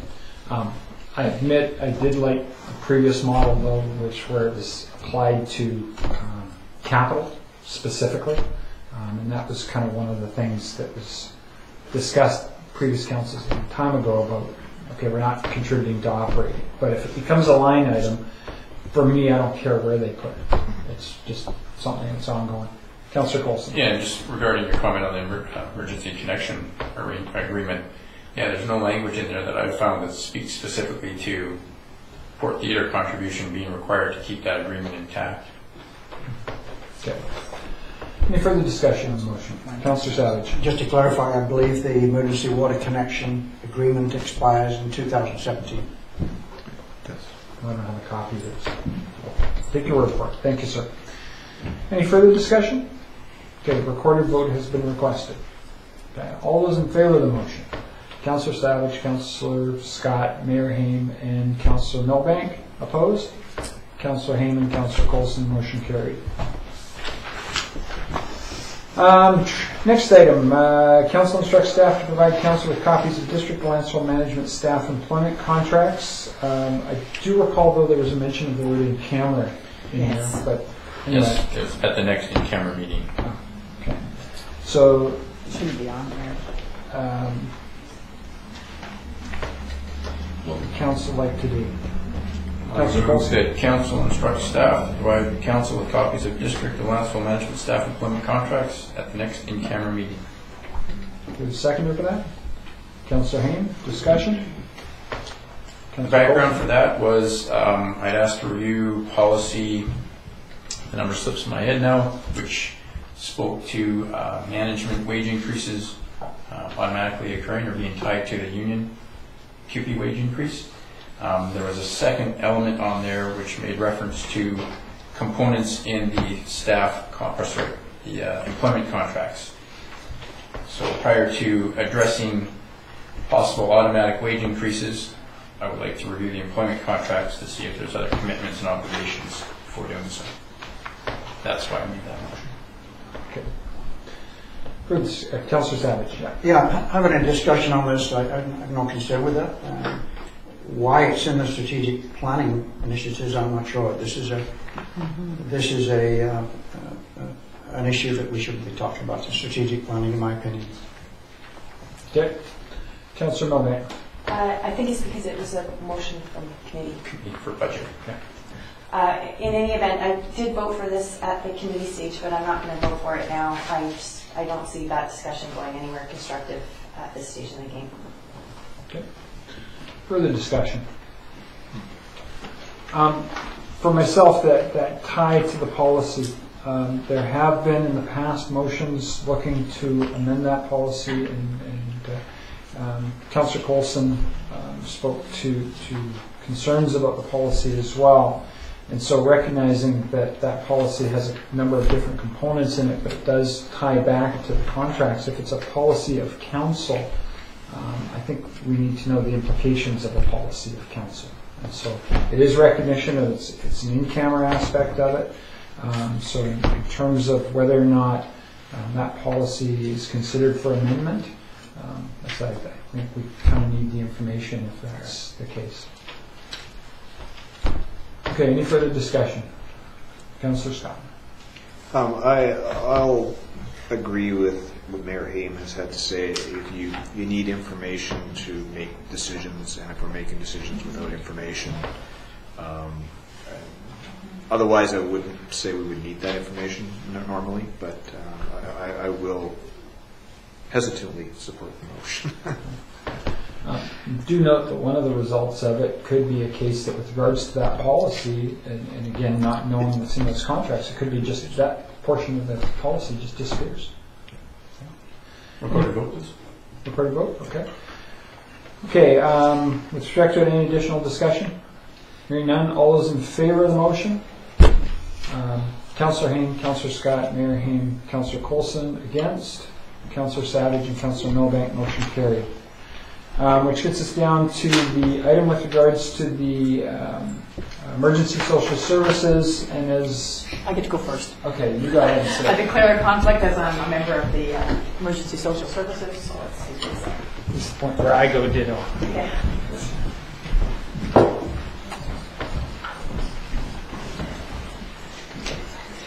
So I'm the chair again on that item. I'll just leave it to council. I move council instructs staff to incorporate $1,650 into the financial plan to fund the Special Request Protective Services Emergency Preparedness annual honorarium for a team leader of the emergency social services volunteers in the district. Moved by Councillor Scott, seconded by Councillor Coulson. Discussion? All those in favor? No one opposed?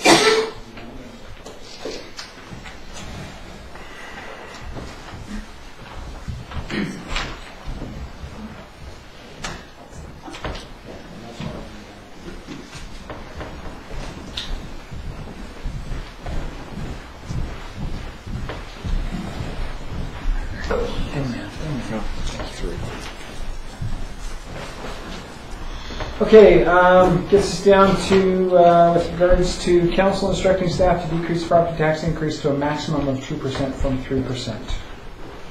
So moved.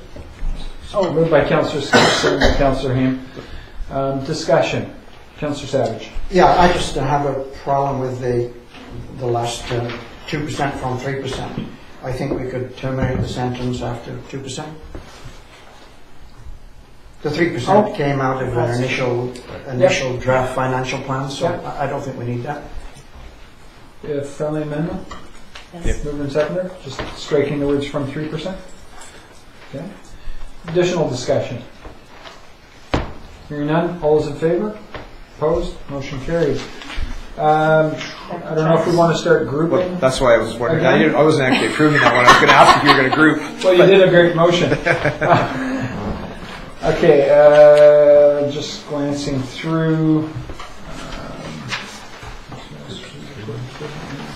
Anything in the additional, other than the two, there was a request for two of the items on the green paper, first and third item on the green paper, to be done separately. So if somebody wants to make a motion for the last two items on page 4, the items on page 5, and the middle one on the green pages.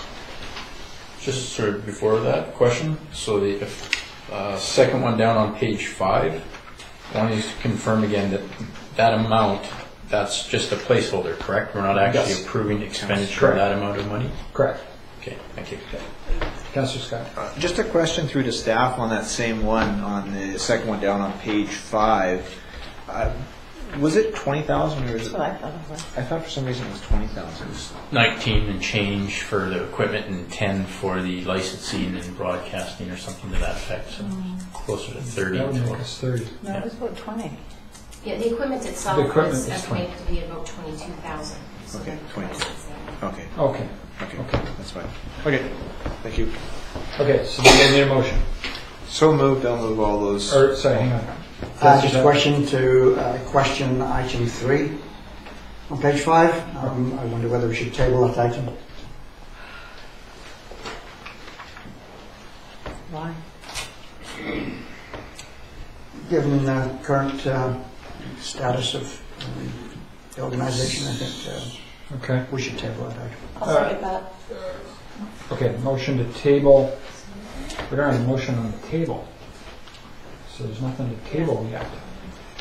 It could be a case that we just not endorse that action in terms of it, so we don't instruct staff to incorporate anything of that nature in there. So, based on that, is there anybody willing to make a motion for the last two items on page 4, the items on page 5 excluding the third one, and the middle one on the green pages? So moved. Okay, Councillor Scott, thank you. Seconder? For clarification here, please. Hang on, let me. Seconder, Councillor Hain. Councillor Savage? Just for clarification. So what are we voting on again? Okay, so the last two on page 4. Yep.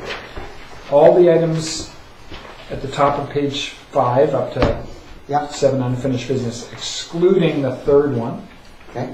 Okay, and the middle one on the green pages, Okay. or green page. I'm okay with that. Okay. Discussion on the motion. Hearing none, all those in favor? Opposed? Motion carried. Which gets us, I believe, over to the green page. The core one. The one, Number 3 on page 5. number 3 on page 5. Well, okay, we don't have to deal with it. Oh, don't we? Okay. It's a motion forward from committee. Oh, okay. If we just don't do anything with it, just nothing happens with it. So that leaves us with the first item on the green page, which is motion forward from our committee of the whole meeting earlier today. Let's do them separately. Yep, you are, first and third. Councillor Milbank? As in committee, I'm going to conflict myself out from this motion for business reasons. Oh, thank you.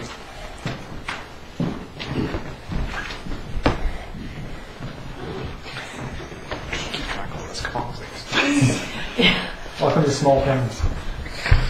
And changes in that legislation. And changes in legislation. Okay. Or court cases. Okay, so the first one. I move that council instruct staff to remove $15,000 from the maintenance building account 01-5-10-596 in the financial plan. Who's second? Second by Councillor Haim. Discussion. So this Savage? is, thank you. So this is the item we talked about in the committee of the whole meeting. Correct. And so the final amount remaining in that line item will be, 10,000. That's correct. 10,000. thank you. Okay, further discussion. Hearing none, all those in favor? Opposed? Motion carried. Somebody could get Councillor Milbank back.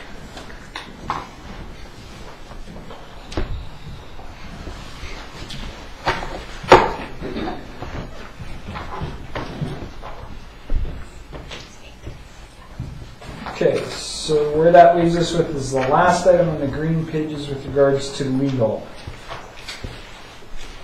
I move that council instruct staff to reduce financial plan account number 01-5-10-592 legal to $33,000 for 2015 and forward. Seconded by Councillor Haim. Discussion. Councillor Milbank.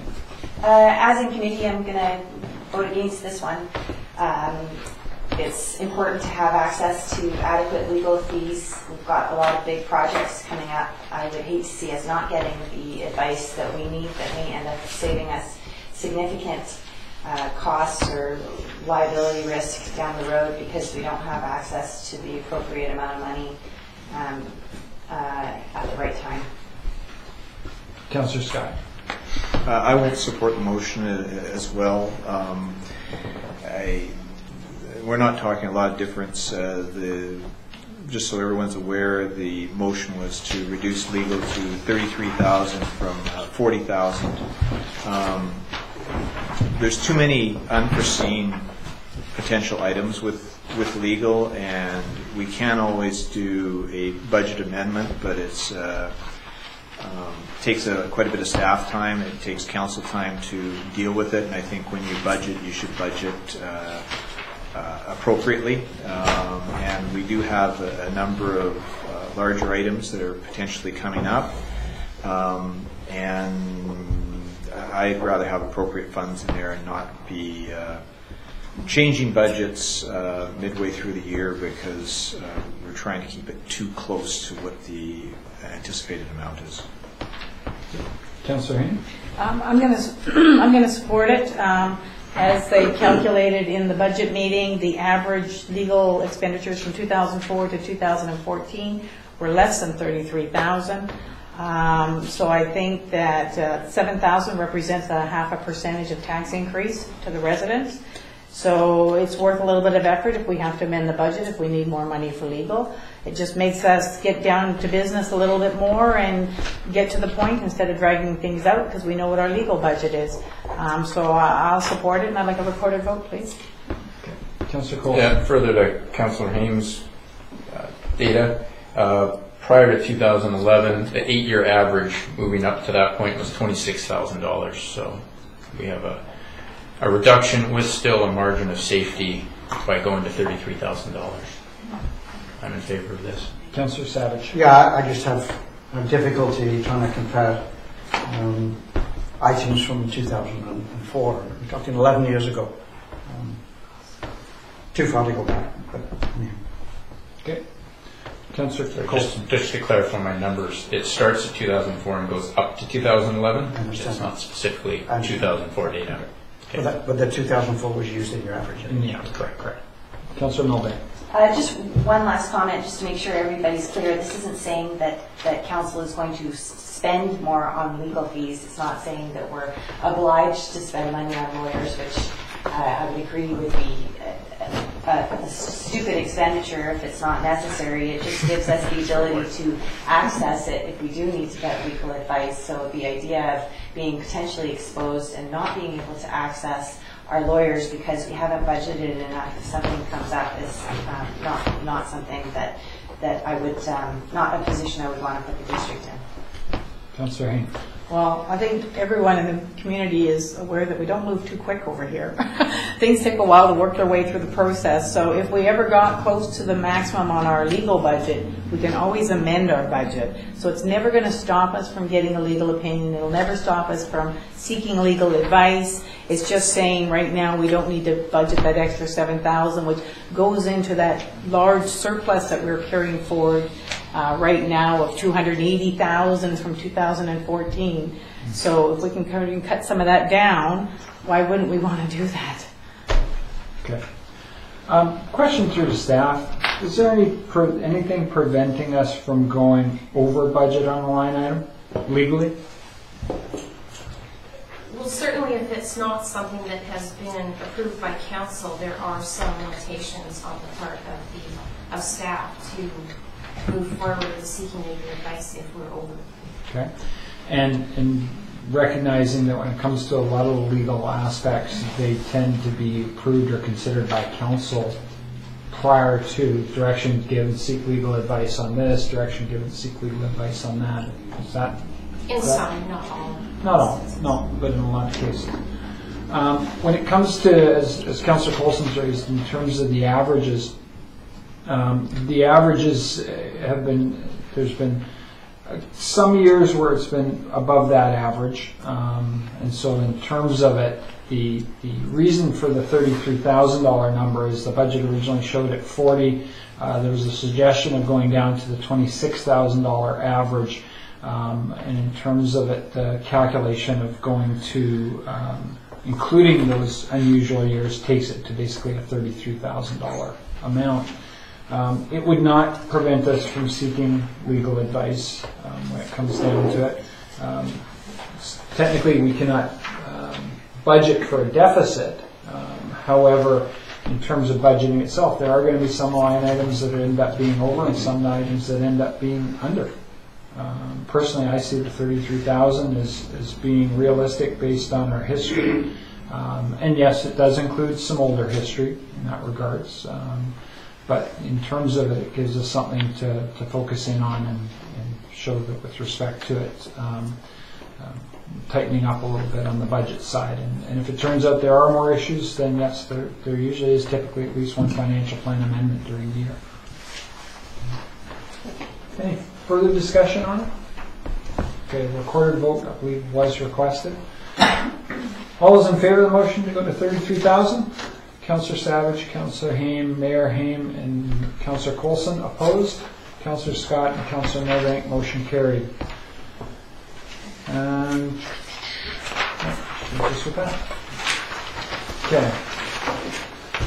So that deals with the items coming forward from the Committee of the Whole. Next item 7A, unfinished business, Fire Department Services Review. There was a motion postponed from the February 23rd, 2015 regular council meeting. So in terms of it, Councillor Scott. I'd like to just make a quick comment before we actually make a quick comment, then I'll make actually a motion. Okay. There was some concerns raised at the last meeting regarding this item. And I think some of it had merit. And I don't know if council has looked closely at the scope of work. It has been modified slightly. There was a couple of items that were under discussion. One of it was increasing the number of members of the fire department that were interviewed. That has been increased to 10 members, which will be all officers and 3 members, so that we get a very good cross-section of what concerns or any issues that the fire hall has moving forward with looking at new types of leadership. There's also been added a review of the draft report with the volunteer fire service, so the facilitator in this particular item, he would also be taking the draft report back to the volunteers to explain it to them and receive comment from them. And then it will be presented to council. So I think most of the things have been addressed. The only thing is some people had considered maybe having somebody who is actually a firefighter deal with this particular issue. I think in my mind it's better having somebody that's outside but has interview skills, has management experience, has dealt with structure of organizations, including overseeing some fire stuff. So in saying all that, I would like to move that we do we have to amend the motion on the floor? Yeah, at the bottom there's because the council amends the motion on the floor, striking for an estimated cost of $5,000 and inserting including 10 interviews and reviewing the draft report with the fire department for an estimated cost of $6,000. Do you have a seconder for that? Councillor Savage, discussion to the motion. So, Councillor Scott first, and then Councillor Coulson. I had a suggestion of the mayor. No. That's for the next one. Oh, the next one. Next okay, one. Sorry. No, sorry then. Okay. Councillor Coulson. Sorry, this is an amendment to the main motion, or this replaces it in this? No, it's amendment. There was a main motion that was at the previous meeting. It's postponed to this meeting, so now it's just amending it to update those numbers. Originally, it was $5,000. Yep, and that's then right at the bottom here is what you just. Yeah. Yes, okay. Thank you. Councillor Hank? Maybe not appropriate, but can I ask the members of the fire department if they're happier with Actually, I this? don't believe you should address the members. I did see Tom That he was here? somewhere. If you wish to ask Chief Whips, I think Yes. that would be fine. Well, I still have concerns with regard to the lack of his fire credentials. And I would want to make it clear, too, that it comes back to the entire department, not just the 10 interviewed people. And make the point probably that the 10 interviews would then include the officers, I believe, and 2 firefighters. There's 3 firefighters. There's myself and Deputy Chief Marmot. There's 3 captains. That's 5. Currently 3 lieutenants and 2 firefighters. Just to make you aware of that. Okay. So is your concern that there be more firefighters? Well, I think probably the rank and file should be. I don't know how you want to accomplish that if that was your wish, but in terms of if the number is 10, then obviously there are there is the structure is that way. Yeah. If I could just kind of make a suggestion on with that expansion of the number of people, is it possible that what could occur is that the fire department could have taken it upon themselves to discuss what their concerns are and relay them through the officers to the consultant? It could happen if the time frame allows. Okay. Okay. Just question to staff about that sort of an idea, as well as the concern about the full report coming through to a larger group. Report, I'm thinking you're intending it goes to the department, not to the 10 interviewees. Yeah, it was the full department. Yeah. And if I could comment, the individual was more than happy to carry out additional interviews. It was keeping in mind the budget that has been approved. If that's the will of council to increase that number, I'm sure Mr. Murray would be happy to make those accommodations. Keeping in mind, we are under some time constraints as to when this needs to get back to council. And I think just lastly, to reiterate what I said before with regard to evening meetings. Timing. Right. Just timing. Mr. Murray also commented that he'd be making himself available to accommodate evening interviews.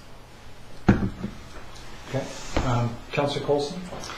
Yeah, so I think as we talked about last time, I liked where the changes were moving.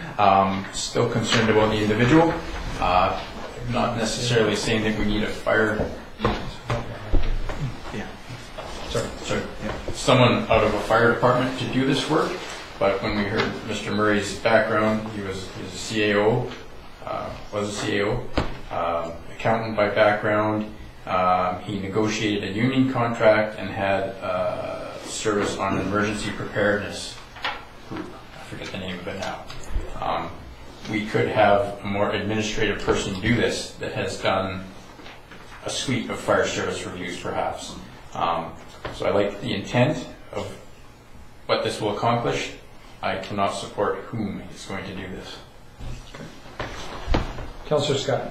A question through to Chief Wells. We're looking at having 10 people interviewed, which is about a third of the fire hall, fairly significant. One of the things that maybe might be a suggestion is we let the fire department choose who they want to meet with the consultant.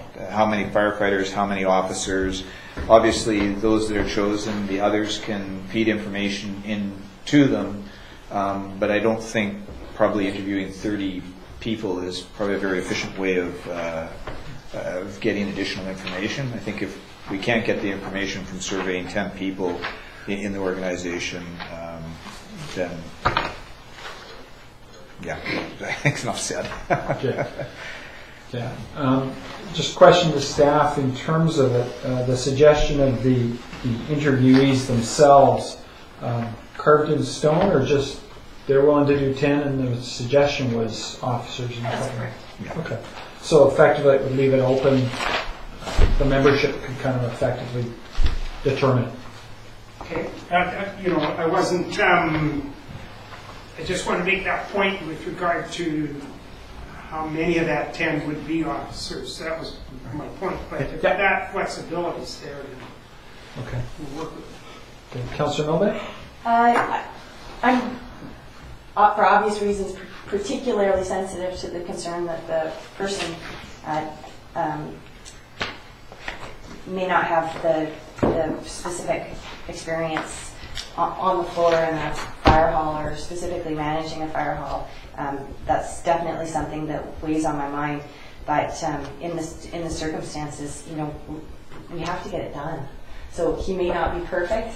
He may not be the ideal candidate, but the clock is ticking, and it's more important to me at this stage in the game than we get it accomplished. The other factor that weighs into it is that we're not just looking at the scope of work and the terms of reference. We're not only looking at the fire chief position. We're also looking at combining it with other operational functions like bylaw enforcement and emergency program coordinator, emergency services. So having someone who's got that kind of sort of higher level overall experience fits in with that. A person with just fire experience might not be able to accommodate the bylaw enforcement aspect of looking at what kind of staffing needs we have. So probably the biggest one for me just is the timing of it. And it's important to move on, and I think the community would be ill-served if we did not have a fire chief in the very near future and didn't have a plan. Further discussion. For myself, the questions and concerns I had previously dealt with the level of involvement of the fire department. So the expansion of the number of interviews as well as the review of the draft aspect to me is important in terms of their involvement and their participation within it. In addition to that, when it comes to Mr. Murray, the fact that the report itself will now come back to the fire department for comment, recognizing that they are fire individuals, I would expect that if an individual who didn't have necessarily a great deal of kind of on-the-ground experience in the fire department and included in their report comments that wouldn't necessarily be applicable because of that lack of knowledge, that the fire department would be providing with that input, and therefore there'd be some adaptation possibly to the report. So it's something that I'm now willing to support when it comes up. Okay, now, technically I believe we are debating the motion to amend. So any further discussion on the motion to amend the original motion? Hearing none, all those in favor of the amendment? Opposed? Motion carried. Gets us back to the original motion as amended. Any further discussion? Hearing none, all those in favor? Opposed? Motion carried. Which gets us to item 7B, which is the draft council confidentiality and conflict policy. Councillor Scott. I move we table this item until the next council meeting. You don't need It's a motion to table, so there's no need for discussion. Do we have a seconder? Councillor Coulson. All those in favor of the motion? Opposed? Motion carried. Which gets us down to item 7C, council meeting schedule. They holding a special council meeting April the 20th, this room, 6 p.m. to consider first two readings of the financial plan bylaw. Moved by Councillor Savage, seconded by Councillor Hain. Discussion on that? Councillor Coulson? Are there other options? Well, I think it was probably because it's a Monday night, and typically we all leave Monday night open. Right. So I suspect it's been chosen because of the schedules. Right. It couldn't be delayed until the next Monday, though, for timing on getting the bylaw readings done? No, unfortunately. No, and then there's another council meeting with other agenda items that week. There's still a public part Yeah, information the public part. session It's that got needs to be to advertised and two shared. separate meetings. Councillor Milbank? I was going to ask the same question. We have to have another meeting? Unfortunately, yes. Any further discussion? All those in favor of the motion? Opposed? Motion carried. Councillor Scott. This is a request or a suggestion that I have and I wanted to bring to council. I did touch base with staff on it today. It's a sensitive issue, and that's why I wanted to talk to all council. I tried to get hold of Councillor Negriff today, and he wasn't available.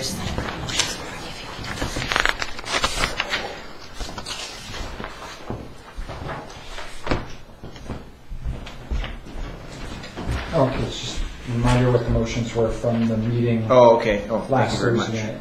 Yeah, thank you.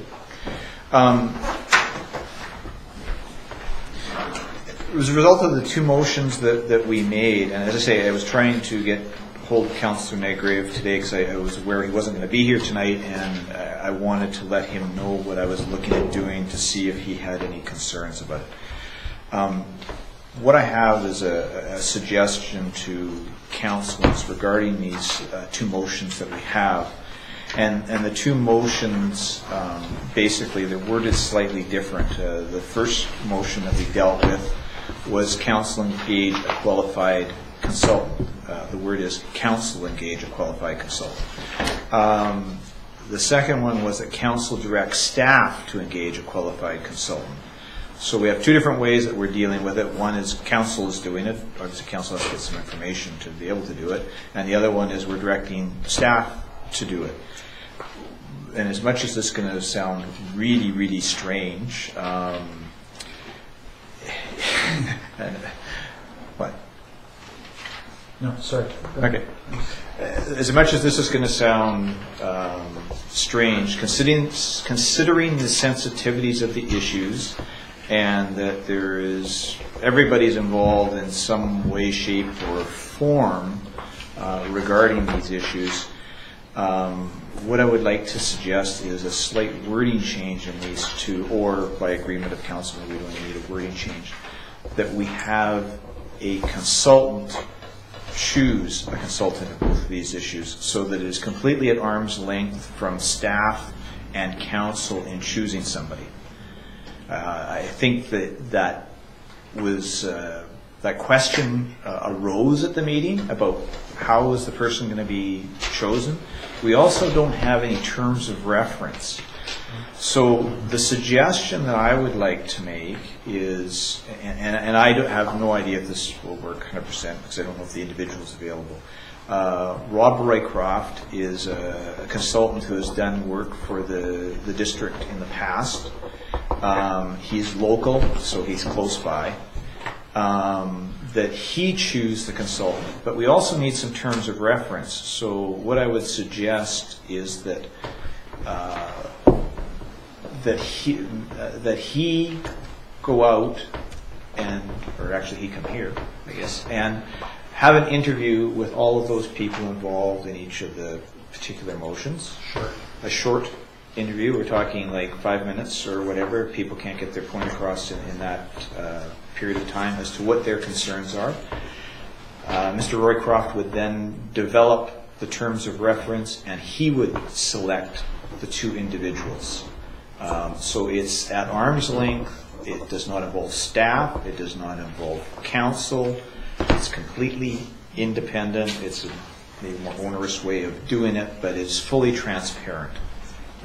Yes, there's a cost to it, unfortunately, but I think if we want to put something together, then nobody can say that they have any concerns or issues with it. And I just chose him because, as I say, I haven't spoken to him, and I don't know his availability, but I suggested he might be somebody to deal with because he has dealt with the district before and not recently. Question to staff, recognizing Mr. Roycroft is somebody that I'm familiar with, and like I said, has helped us before, and I do know he's back in town from previous engagement season. Have you guys know any recent knowledge of Mr. Roycroft? Yes, I do. I actually contacted myself a few days ago. So he is back and would likely be available based Okay. on our, not that we talked about this, No, no. but he did indicate that he is back in town. Okay, okay.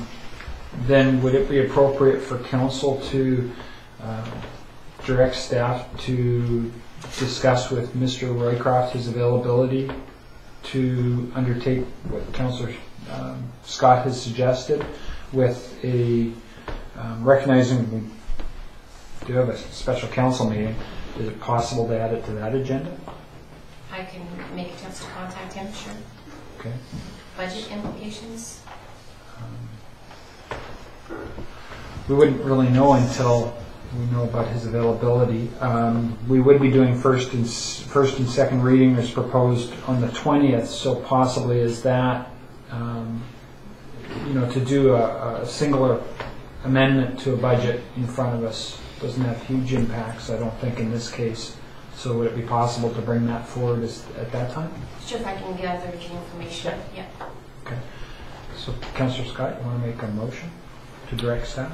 I move that we direct staff to contact Rob Roycroft as a consultant to interview the appropriate parties, to develop terms of reference, to hire a consultant to deal with the two motions from, what date is it? April 9th? Last Thursday? Yes. Does that work, Trudy? Sorry, I just missed if you said hire a consultant?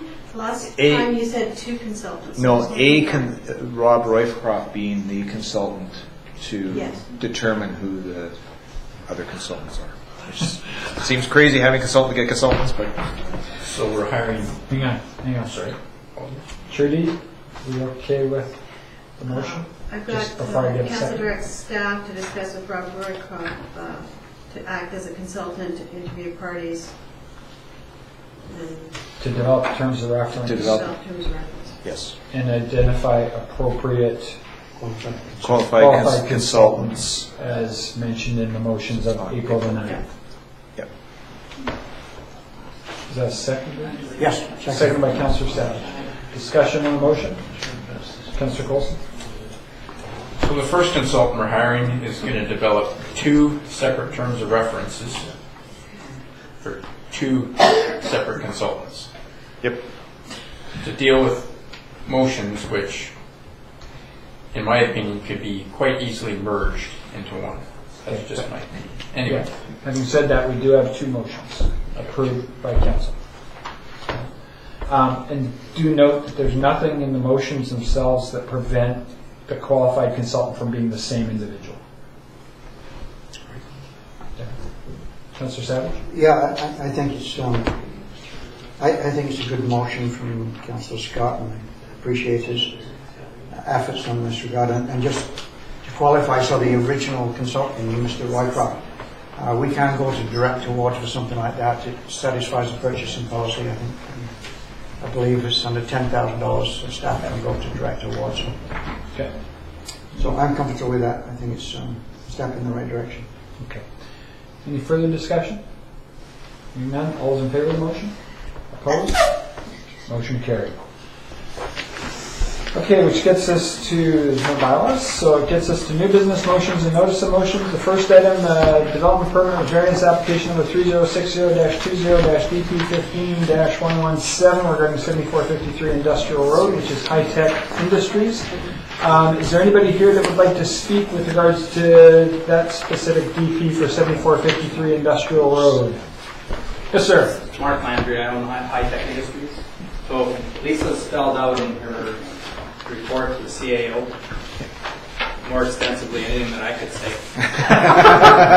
So I would just ask if there's any questions to reference anything that's listed. Okay, so you're available for questions? Yes. Okay. Does anybody else like to speak with regards to that DP with variance at 7453? Kyle? Your worship of staff, did you make a comment clarifying the setback number? Okay. So, I'd like to speak in reference to setback A, to legalize the siting of the existing storage building. originally requested 1.6 meters, which is from the edge of the building. And in terms of the distance from the gutter and roof, it's an additional 0.3 meters. And so I suggest that we amend this to request a setback of 1.3 meters to accommodate that extra distance that the applicants provided me with information on. Okay, so 1.3 meters as opposed to the 0.61? Yes. Okay, is there anybody else in public that would like to speak to this DEP? Okay.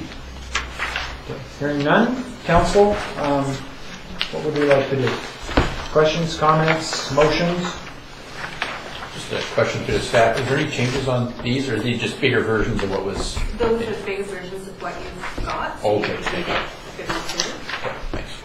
Okay. Councillor Savage. Thank you. Yeah, it's kind of unfortunate the way this thing evolved. I think I think the proposal, I'm okay with it generally. The biggest concern to me is the materials being stored on site, and it does specifically refer to gravel and soil. The biggest concern to me would then be anything that is going to negatively impact. This property sits right over the top of the aquifer, and so I think the materials that's being utilised on site is very significant. The other thing is on the drawing that we got here, Schedule 2. So it shows an alternate entrance. So, did anybody speak to that? Is the direct access in and out preferred? And is the alternate entrance a second option, or what? Okay, my understanding is that the main entrance to the site is the one on the address, Okay. the subject property, and the applicant provided an alternate route should it be needed to access the property through the second one. I didn't include that in the variance because the variance was specific to access to that property, and I wanted to make sure it was satisfied. Fred, I don't know if you've got any comments. Yeah, I think basically the extra access going to the other lot will accommodate the bigger truck that they have, that they go into the lot and pick out lumber timbers and whatnot. So that's one of the reasons that's good. Yeah, just to follow up, I would have thought that the alternate access over the adjacent property is beneficial, but before it could occur, there are two separate titles here, so it would need to be an easement over Lot 1 in favour of Lot 2.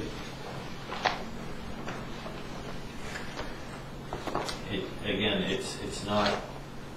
I could Hang on, maybe let Mr. Spears finish. Just to clarify, it's not totally necessary for the improvements made on a specific lot. No, I reckon. Thank you. Okay then. And just to clarify, I believe our plan referenced that it would change point A of the minimum setback requirements. It should actually be B. So we were correct. It's the reducing the rear lot line setback from 5.0 meters, and instead of 1.6, it should be 1.2. Okay. Just for clarity. Okay. Councillor Scott? I don't see a problem with the change in the setback. It's adjacent to the Yin Railway, and I don't see that causing an issue. And there is, I know, in the zoning bylaw, it's considered an other lot line, so therefore it is 5 meters. And I think it even mentioned in the report at one point in time it was considered an industrial zone, which would have been a 0 lot line. So I don't think there's a lot of concern there. Okay. Further questions, comments? Councillor Coulson? Just regarding the front setback, on page 58, it just mentions that it's unlikely to negatively impact adjacent land uses or traffic. What kind of guidelines do we have typically for setbacks from roadways like that? Is there a target typically, or? Well, within industrial, you can actually go to 0. To 0, yeah. And Fred was involved in this application in terms of making sure that the district's road right-of-ways get free. And one of the conditions of the development permit is that in terms of the road right-of-way on page 64, item 10, that road right-of-way should be kept clearance-free. Right, just thinking too, that, you know, Yeah. like picture coming off the highway there, Oh, okay. cars are moving at a reasonable clip, so it's Yeah, and that sensitive. was- Right now, there's parking there, there's a number of parking That's spots. right, and one of the reasons why we worked with the applicants to look at moving the entrance away from the intersection was to try and address that safety, Right. increase the sightlines, because that was a concern that our neighbors had identified. Okay. And he might have. And through the chair, if I could address the groundwater protection on page 54, item 13 and 14 as conditions of the DP. We've included a similar requirement for previous DP in 2014 that any contaminants that have the potential to pollute the nearby aquifer and groundwater supply may not be stored on the subject property. So we did that to address those. Okay. Don't believe we have a motion yet. I move that council authorize the issuance of a development permit with variance application number 3060-20-DP15-117 for land alteration and construction at 7453 Industrial Road within the Lanceville Industrial Landform and Character Development Permit Area, subject to the terms and conditions outlined in schedules number 1, 2, 3, and 4 attached to the staff report, with the following variances to District of Lanceville zoning bylaw number 60/2005. Section 3.4.31, minimum setback requirements, front lot setback from 8 meters to 0.61 meters to allow concrete walls for screening and storage bins for gravel and landscaping materials, rear lot line setback from 5 meters to 1.3 meters to legalize the siting of an existing storage building. Is that correct? Okay. Do you have a seconder? Second by Councillor Savage. Discussion. Okay, hearing none, all those in favor? Opposed, motion carried. Okay, which gets us to item 9B, development variance permit application number 3090-20-15-02. Do note in this one, we're not looking for approval, we're just looking, staff is looking for direction with regards to notification procedures. Oh, sorry, Carla. Sorry, if I may, just a little history for the Charter Council.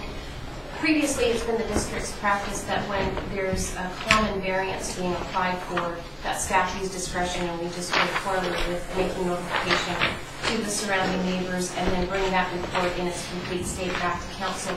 Because this application, when staff received it, did not look at seeing the location of a garage on the front part of the property, staff made the determination that it wouldn't be considered a common variance or something that would be typical in nature. So hence why it's before council to request that we proceed with notification prior to moving forward with the application itself and getting that feedback from the neighborhood for council to consider the variance if they so direct us to proceed that way. Councillor Heaney. Sorry, I don't have the full agenda. What's the area of notification? It's 60 meters according to the zoning bylaw. So we could look to increase that, like we did on the last one. Council can do whatever they wish, but right now there's no motion on the floor. Councillor Scott? A question through to staff, Sorry, John. and I think it's probably both to planning and public works. I have concerns a little bit with Lanceville Road being, call it the primary road probably in Lanceville, or probably the most significant road, and reducing the front yard setback down to 2.5 meters from 8 meters. I mean, it's different than the rest of the homes along there. The other issues is with it being a major road, the implications potentially of that for future issues. Also, in a lot of cases, from a parking perspective even, I don't think it requires it necessarily in our zoning bylaw, though I haven't looked at it specifically, but in a lot of cases, you're looking at enough length to get at least a vehicle off the road if it pulled into a driveway, and 2.5 meters wouldn't allow that. So I'm looking for some comments on staff as to what they see as other potential implications or concerns or whatever, because as I say, on a main road, reducing it to that much, or that small of a setback, I think there's some things we have to consider. Sure. I guess from a technical point of view, there's really not an issue with it unless it becomes a safety issue, like you said, having the driveway not being able to accept a vehicle, but there is a driveway right beside the actual spot where we're looking at building the garage. So you can look at that as accommodating the driveway. Basically, that would be the only issue.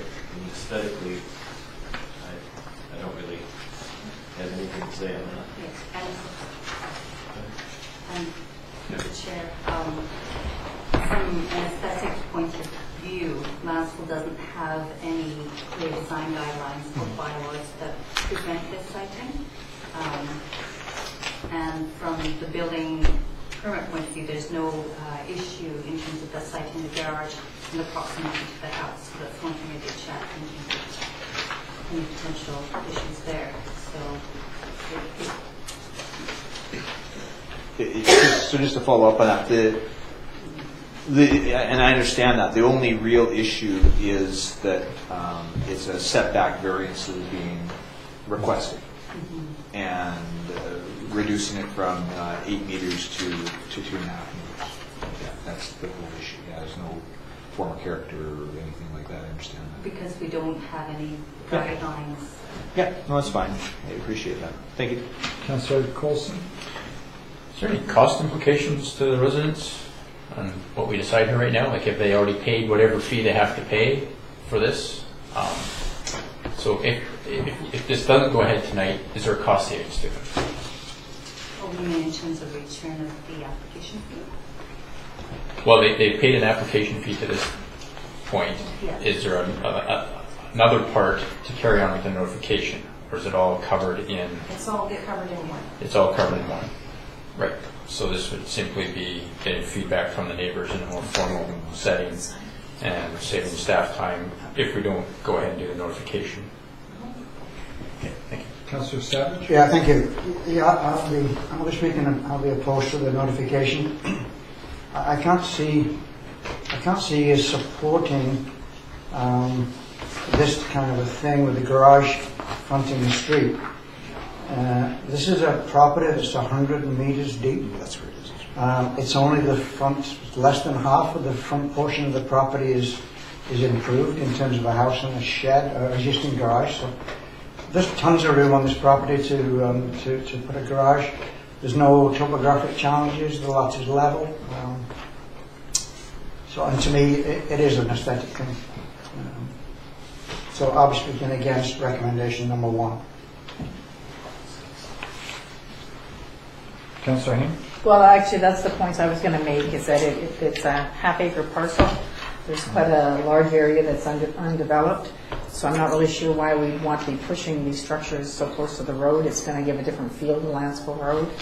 And if we were to move forward with this, I'd certainly want the notification area doubled so that there's much more input by the neighbors and the residents. Councillor Scott. That's what I was trying to sort out, was actually what the depth is of the lot, and I finally did find it. I think it's down in the bottom corner here, and staff, correct me if I'm wrong, is 100.88 meters deep, or 100.58? 100 something. So the property is well over 300 feet deep, and it looks like it's about 20 meters wide, so it's about 66 feet wide for those of us who like to work in standard units. I'm really hesitant on this. I think there's some issues with it. Okay. Councillor Coulson and Councillor Nolan. So just another for staff for my benefit. Typically, what kind of time is required for the notification process? It has to be 10 days prior to council considering it. Oh, sorry, I mean staff time. If you actually prepare the notices, mail-outs, whatever is done. It's not a significant amount of time, I would say. It is subject to the notification area as well. Yeah. If we stick at the 60 meters, it's relatively straightforward. Right. If council increases the notification area, obviously there's more staff time involved because it's in that. Right. But the bulk of the fee paid, where I'm going with this is the bulk of the fee paid is to capture other works, not necessarily this component here, the notifications. Thank you. Councillor Milbank? Yeah, I'm inclined to agree with the comments I've already heard. I think it's just odd to be putting the garage at the front when there's so much room available at the back. I do notice with respect to the aesthetic concerns that they did plan to put a hedge in, but that's, given that we're going to have a permanent structure and a hedge that's got not quite the same degree of permanence, that doesn't really provide me with a lot of comfort, and I'd be just as happy to save the additional work of going to the notification procedure and just vote against it right now. Just a question to staff. There's the recommendation or the suggestion about completing the notification procedures. If council themselves have no desire to move this forward at this time, is there specific direction you'd be looking for from council in that regard? It would be a motion not to proceed. Okay, thank you. Councillor Scott? Yeah, again, we're looking at this being only offset 2.5 meters or 8 feet from the edge of the road right away. And I'm just really struggling with that. If the person was asking for a 1 meter relaxation or 2 meter relaxation to put something in, I think we could probably accommodate something like that. But down to the extent that they are, I just really have some huge reservations about that. I understand in reading the staff report that they would like to do gardening and some stuff like that on the property, and I appreciate that. But I think this would be very. It could set a real negative trend that we could get into because precedent would be set, and I'm just not comfortable going there. Okay. So right now there's no motion from council. Councillor Savage? So I would move staff recommendation alternate number 2. The council not authorize development variance permit application number 3090-20-15-02. Proceed for further review and notification at this time. Seconded? Second by Councillor Scott. Discussion of the motion? Okay, nothing further. All those in favor of the motion? Opposed? Motion carried. Which gets us to public participation. Mr. Howell. Just for clarification. Just to be consistent, name and address for. John Halliwell, Northwest Terrace. Your variance application for the industrial road under item B. Councillor Scott mentioned rear lot line setback from 5 meters to 1.3 meters. My notes say 1.6. Yes, staff mentioned there that it's measure from the building or the eaves. The eaves, okay. And so the number needed to be adjusted to 1.3. Thank you. Mr. Boyd. Brian Blitz, 7075. We used to live next door. Are you sure? I'm concerned about the Port Theatre beginning to be used. Well, it's not beginning; it's been used for some time. It's kind of a political football here, and I think that's bad for the Port Theatre, at least for our contribution to the Port Theatre. But I think it's also dangerous for future water supply if you connect those two very disparate things, culture and utilities. And I think the reason, it's partly wrapped up in Meisel's history, but there are a lot, we haven't grown, right? We've got shrunk a little bit, and a lot of us like it that way. I do some days and not others. So I think if you're going to say that in order to get water, you support the Port Theatre, you can easily also say, if you don't want water and growth, you must you must try to get council to not support the Port Theatre, or you have to put the Port Theatre in your sights. So I think it can go either way. I think it's a dangerous argument. I think supporting the Port Theatre should stand or fall on its own merits. And I appreciate what Councillor Colson has to say. My own take on it is that many Lanceville people attend the Port Theatre, and none of them pay through their tickets the amount that it costs to see the production they're going to see. It's maybe half. The bulk of the rest of that is made up by the city of Nanaimo taxpayers. So I think that, personally, I don't have any trouble. I don't go to the Port Theatre a lot. I should go more. But I don't have any problem with the $9,000 a year. I do have a problem with it being this continual political football connected to water availability. I think that should stop. Okay, thank you. And just with a note about shrinking Lanceville, if you notice, a house disappeared on Lanceville Road, and we're smaller. At the back. Hi. Name My it. name is Joy Wright. I live at 17 Lavender Road. I went to my mailbox last week. I don't go there often, but I found a letter in it from the staff to council to me. And I was very upset when I read it.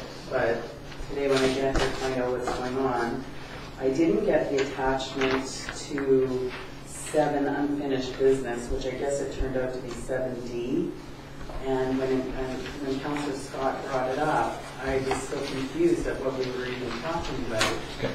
I think it's a serious issue, and I think that the wording that we use to address it should be sensitive to both parties, and not to sweep it under the rug, because it's an important issue, and it's a big issue, and setting a precedence right now how we deal with it as members of this community.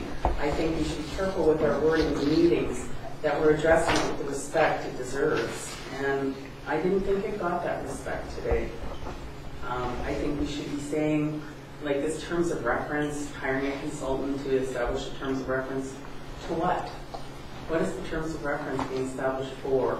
I think we should use the words. Are we just using this terms of reference to establish an anti-harassment or bullying in the workplace?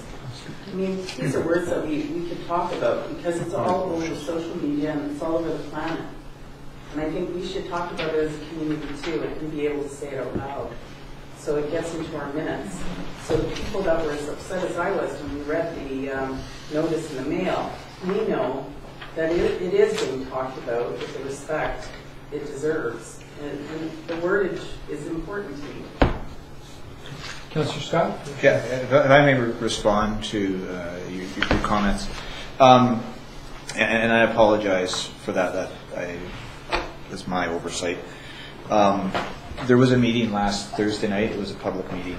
So stuff is recorded in the minutes, and I was referring to 2 motions that were made and approved by council that night. It's a very sensitive issue, and that's what I was trying to address, some of the sensitivities, and to give staff a little bit clearer direction, because it was still there's still some murkiness to it, in my opinion. The 2 motions were that council engage a qualified consultant to investigate and advise on current relations, including facilitating in the preparation of a code of conduct for council members, district officers, employees, and volunteers. And the second motion was that council direct staff to engage a qualified consultant to investigate and advise on council staff relations as referenced in the March 26, 2015 memorandum from staff and the April 7, 2015 memo from QP 401, and any other council management and management staff issues that may be identified. You're welcome. Further public participation? Hearing none, do a motion to go in camera.